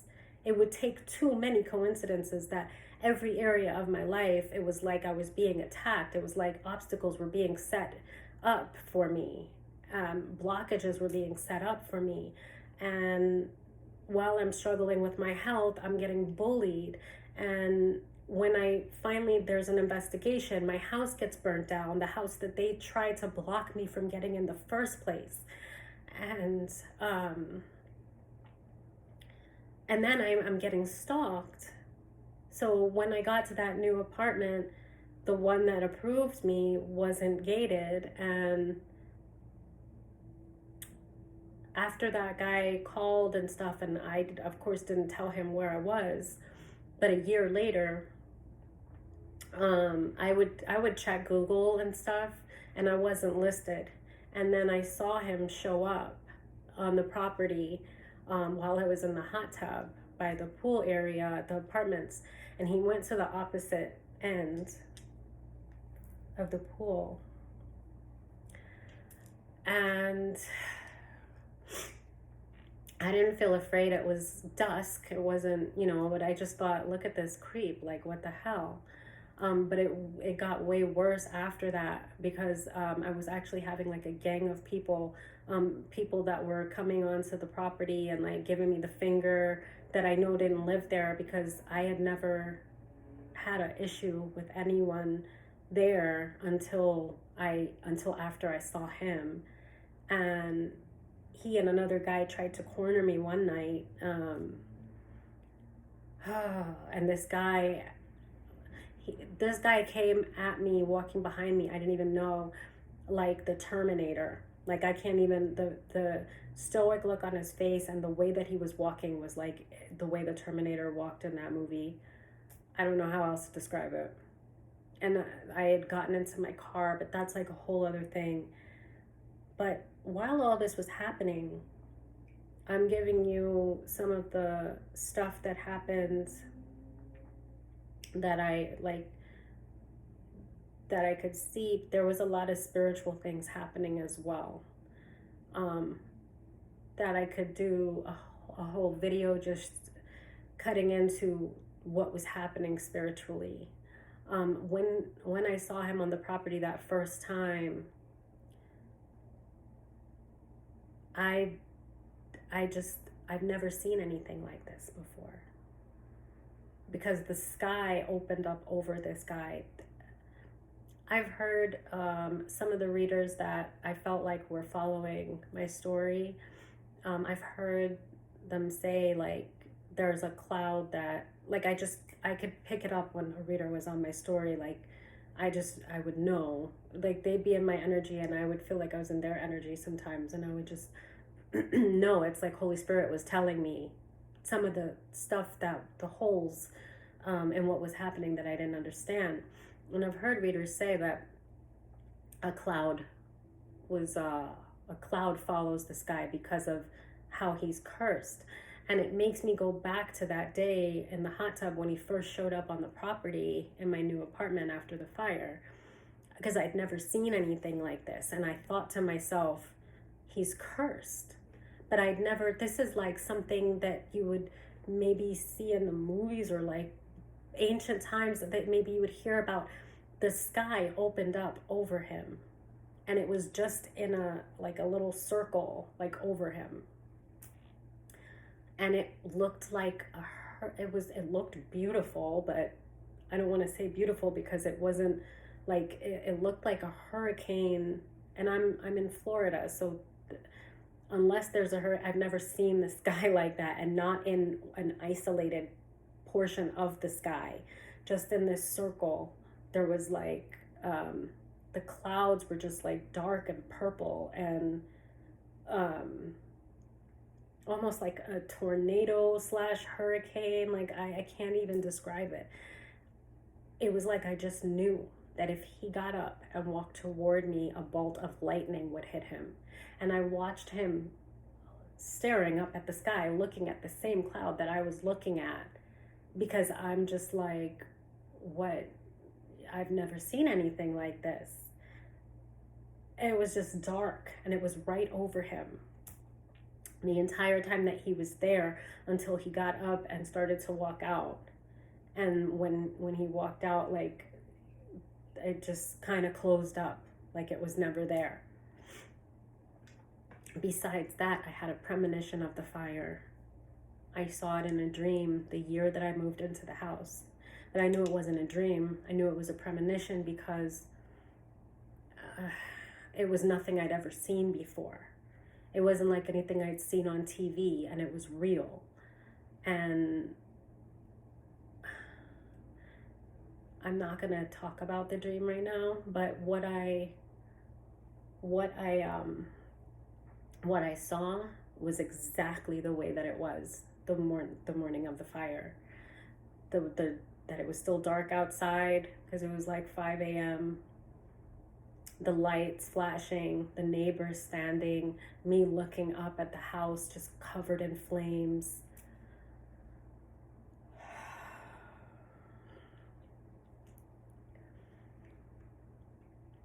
And I knew when it happened, I knew that it was like a premonition. And I was extra careful, but I didn't know that it would be because of the darkness that was going to be around it. I thought I might have a fire, and I took precautions, to be careful, because I thought maybe it was a warning, which it was, but I didn't realize it was going to be because of what I believe was actually cults, like a group of people that planned and plotted my demise. Because I don't want to say the other D word, I don't know, on here, but it made me understand more why I had this, because of the ugliness, the disgusting satanic behavior that was wrapped around this. And I can't even, there was a lot of spiritual experiences that I had while all of this was going on.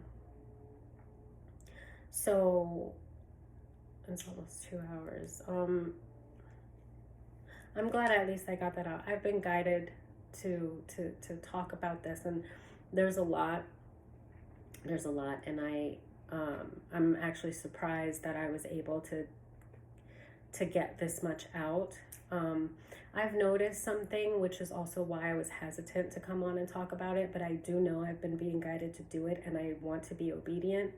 But I've noticed that a lot of readers, some that I really admire, they'll refrain from talking about themselves and their experiences, and I understand why. And we're here for the collective, and we don't really want to make it like it's about us. But I know I'm so, like, a lot of them mean a lot to me because they carried me through a very, very hard time. And so even though they don't know me, you know, they mean a lot to me. I keep them in my prayers. And when they do share some of the things that they've been through, I'm always very like gracious to hear. Like I'm excited to hear about what they've learned and the things that they've been through, because it matters. I feel like our stories matter, all of us, and I don't feel like we should feel ashamed of talking about ourselves, because some of us have lived testimonies that are meant to be shared, and we matter. And not only do we matter and our stories matter, but they can be healing to others, to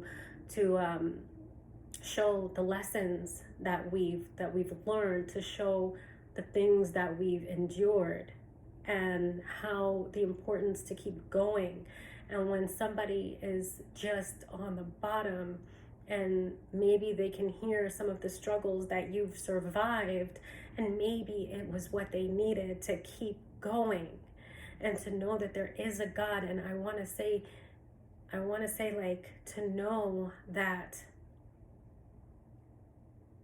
if you don't want to share the things, like it's up to you, but to never be afraid of speaking on your own behalf, to never being ashamed of the things that you have survived and made it through, and to never be silenced to where you feel that you will come off as too self-involved if you dare talk about yourself. I do feel that we have something to offer one another, besides just way to heal, but the way that we've healed, the stories that we've survived. We have a lot to offer one another in our stories, because there is a God over us that has watched us, that has carried us through the things that we've survived. And to keep those things silent in a world where these things are happening to people, it doesn't really seem fair, because especially when it's coming from your own fear, that you feel that nobody wants to hear what happened to you, or that somehow you're being selfish because this is not about you. But this is about all of us, everybody. It's about the experiences that happened. It's about the things that shouldn't happen. It's about the things that people have to survive that they shouldn't have to survive. It's about how they survived. It's about where they have come from and where they are and where they're going. It's about giving it all a voice, giving the suffering a voice, so that people understand what is happening in the world that shouldn't be happening, so that it's not silenced, so that it's not ignored, so that we give it a presence. It's important to speak about the things that happen to us, and the things that we've been through, and the things that other people are inflicting on innocent people.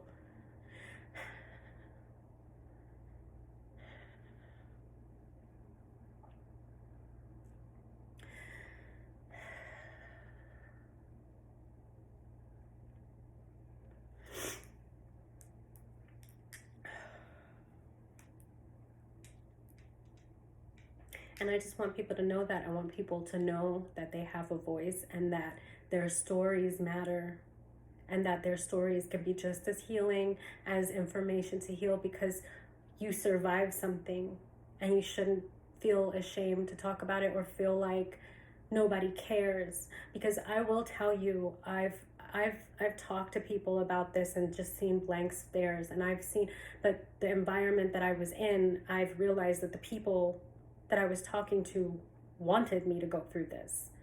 I could see people that had no emotion, no compassion to offer.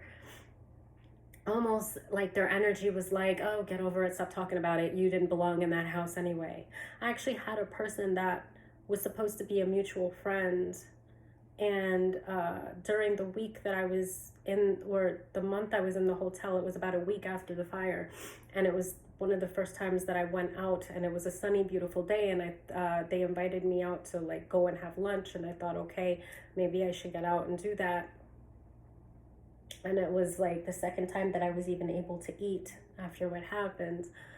And I'm sitting there, and it was friends of my ex, and um, she was the wife of one of his close friends. And she says to me, I mean, don't get me wrong, it was a really beautiful house, but it was a little much. And I'm telling you, I was in such shock, I couldn't speak. I couldn't believe that she said it. And she said it in kind of an airheaded way that, like, I'm not even sure if she knew what she was saying, but it was very honest that she didn't feel like, she felt like the house was too good for me, that I worked myself to the bone for. Through hell. Like, I was walking, every time I walked into that building, it was like I was walking through the gates of hell. And I worked so hard to get that house. And it was one of the things I fought for. And there were so many things that people were constantly creating obstacles for me, things that other people seemed to just have handed to them.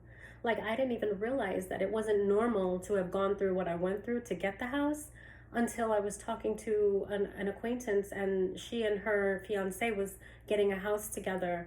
And it was recent, it was during the time of the fire. And I remember saying to her, like, that house is one of the hardest things I've ever worked for in my life. And the puzzled look on her face was like, because the house they were getting, everything just fell into place. It was so easy. She didn't understand why that was. And then it kind of dawned on me, like, it wasn't normal for me to have gone through what I went through. It was because of so many things being lined up to stop me from getting the house. Because I remember when I got it, I was like, man, if I was able to foresee what I was going to go through to get it. I remember I actually said this to my boyfriend at the time. I was like, I wouldn't have done it, because it was so much. It cost me so much. And then to have it just burn, and not even when I was out working, but with me in it. And I lost my cat Lucy, but I'm not gonna even talk about that.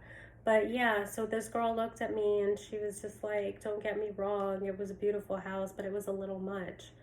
And I realized it was because she felt like it was too good. It was a beautiful house, and it was a big house. It was 2,100 square feet. I didn't need that much room. People acted like they hated me for thinking that I should have a house like that. And really, I got the house because I was looking for 2 years, and it was the best investment.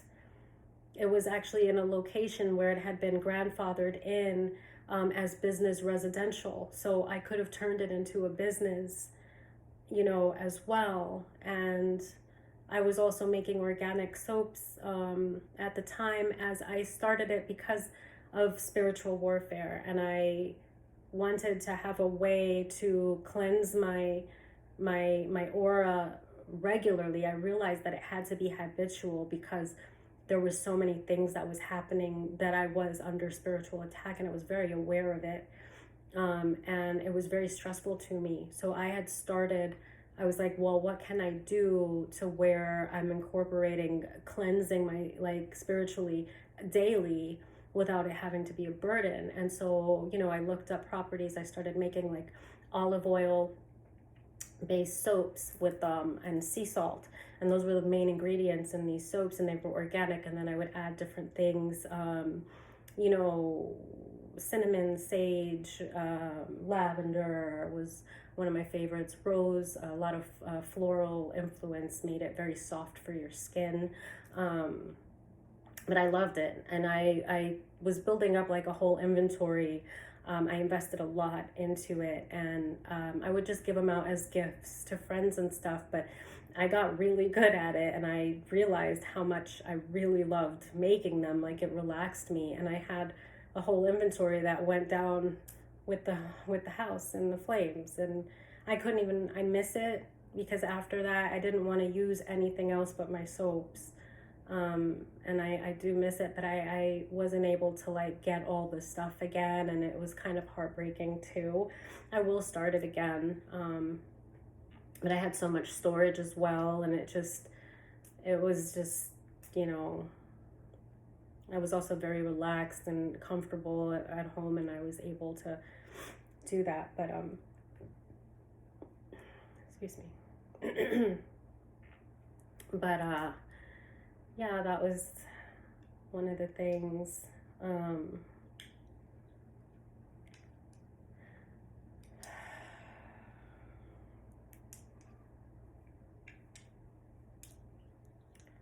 So, you know, it just, I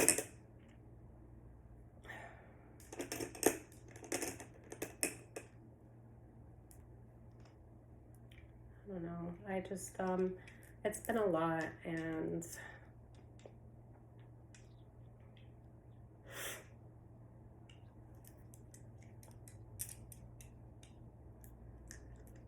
anyway, I think I should relax a little bit.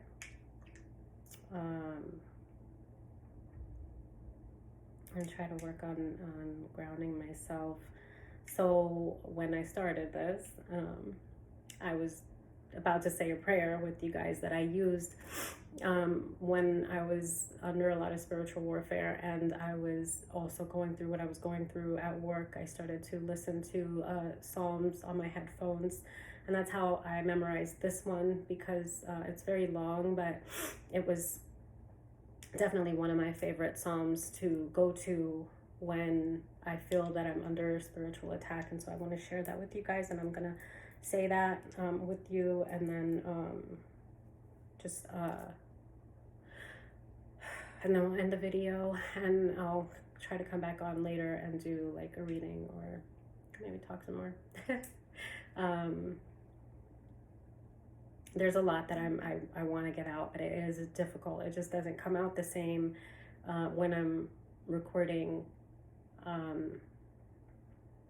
as it does when I'm just letting it flow and just talking into the air. But obviously, if Spirit's giving me downloads, if Spirit is allowing me to channel, it's not meant for me. Most of the time I can't even remember what I'm saying. I just hear it as it's coming out, and I'm like, oh, that's really good, and then it's gone. And so I know I'm meant to share it, and I'm trying to get more in the habit. So that's why I just let this go, because I was able to actually talk about some of the stuff that's occurred. And I really want anyone that is or has gone through this to know that it's going to be okay, and to know that not only like there's a God in heaven that sees everything, and everything is recorded, okay? And whether the people that are doing these things are not, like, they're at a disadvantage because they don't have enough sense to know that the things that they are doing to others are seen and they are recorded. And I just want you to keep going. Don't give up. Don't allow people to make you give up, because on the other side of it is bliss, and God is carrying you through it, and He wants you to confide in Him and to ask Him for help so that He can show you His presence in your life, you know, so that you're not looking so much outwardly at the things that are happening to you and looking for help and then feeling completely alone. Because when you have Spirit, when you find God and you confide in Him, He will never leave you alone. I promise you, He will never leave you alone. And He is the only loyalty that I've known in my whole life, and I've been a loyal person, but very dangerously I've been loyal to people that do not love me, that didn't even like me, and I didn't see it because I was so loving of a person. It was hard I didn't even allow myself to think bad about people. Even when I saw signs, I would be like, well,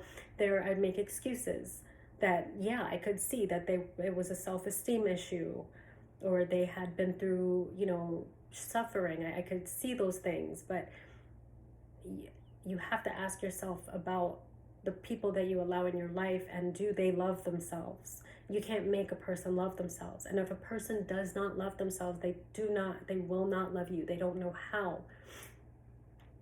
And a person that does love themselves is not going to be able, they won't have the capacity to do certain things to another individual, because it's almost like they're doing it to themselves. A person just, even if it's instinctively, they recognize that love for themselves is a connection to everything.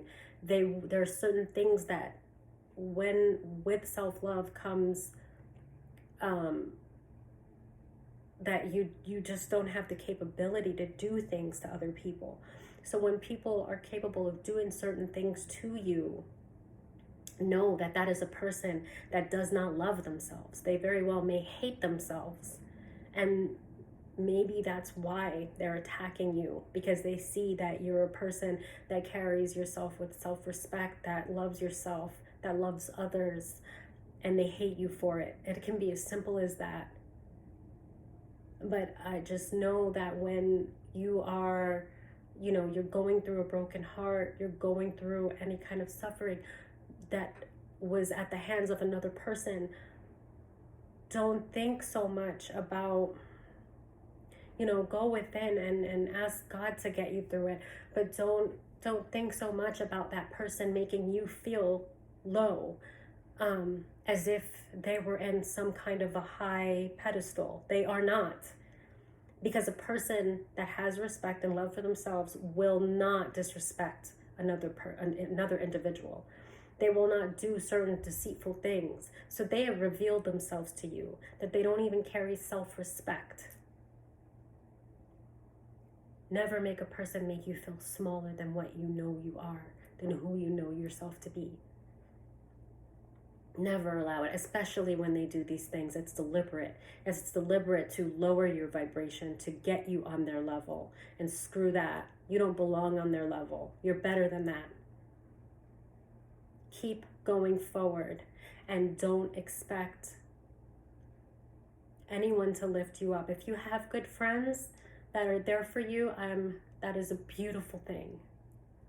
But sometimes for God to show us our environment and teach us something about ourselves, we need that isolation, and he needs us to confide in him and trust in him so he can build us and show us.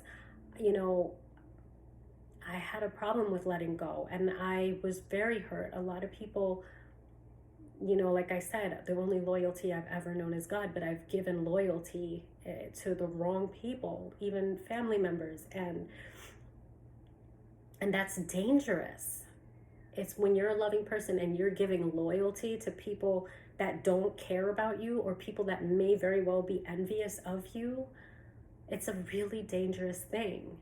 And sometimes God will allow certain things to happen. You're protected, but it feels like you're just suffering because you don't know how present God is, and that this is a lesson, that you're supposed to be searching for that lesson. And when you confide in him, he will help you find that lesson.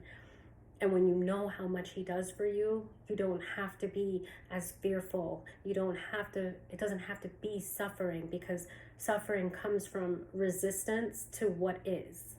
So if you're not resisting, but allowing the universe, allowing God to show you the lessons and to carry you through, knowing that you're protected, your eyes will be open to those lessons, and to having your vessel filled, to raising your vibration, to healing. A lot of what I went through, because I wasn't in isolation, because I had to go to work every day, and a big chunk of my life was going to work, because I was working 10 to 12, hours, maybe I would say 40 to 60, when I could, 70 hours a week. So that was a big chunk of my life. So it was hard for me to have the time to meditate, and, I was just experiencing what was happening. But as I said, one of the things that got me through was listening to those Psalms, at least especially when I went through the gates to hell. So I'm going to say this now. See if I can remember it. I'm thinking about the Our Father, which is always good to say before prayer. But now I'm all jittery. So I'm going to just try to say this and then end the video.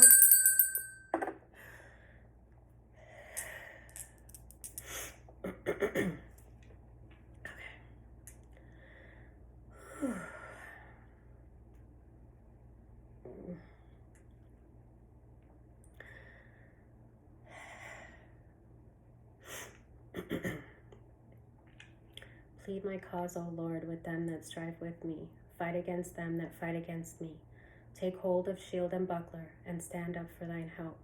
Draw out also the spear, and stop the way against them that persecute me. Say unto my soul, I am thy salvation. Let them be confounded and put to shame that seek after my soul. Let them be turned back and brought to confusion that devise mine hurt.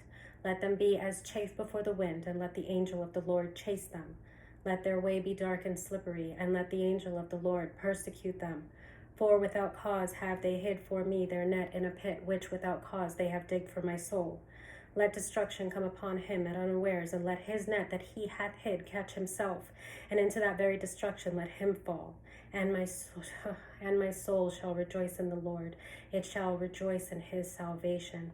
All my bones shall say, Lord, who is like unto thee, which deliverest the poor from him that is too strong for him, yea, the poor and the needy from him that spoileth him. False witnesses did rise up. They laid to my charge things that I knew not. They rewarded me evil for good, to the spoiling of my soul. But as for me, when they were sick, my clothing was sackcloth. I humbled my soul with fasting, and my prayer returned into mine own bosom. I behaved myself as though he had been my friend or brother. I bowed down heavily as one that mourneth for his mother. But in mine adversity they rejoice and gather themselves together. Yea, the abjects gathered themselves together against me, and I knew it not. They did tear me, and it ceased not. With hypocritical mockers and feasts they gnashed upon me with their teeth. Lord, how long wilt thou look on?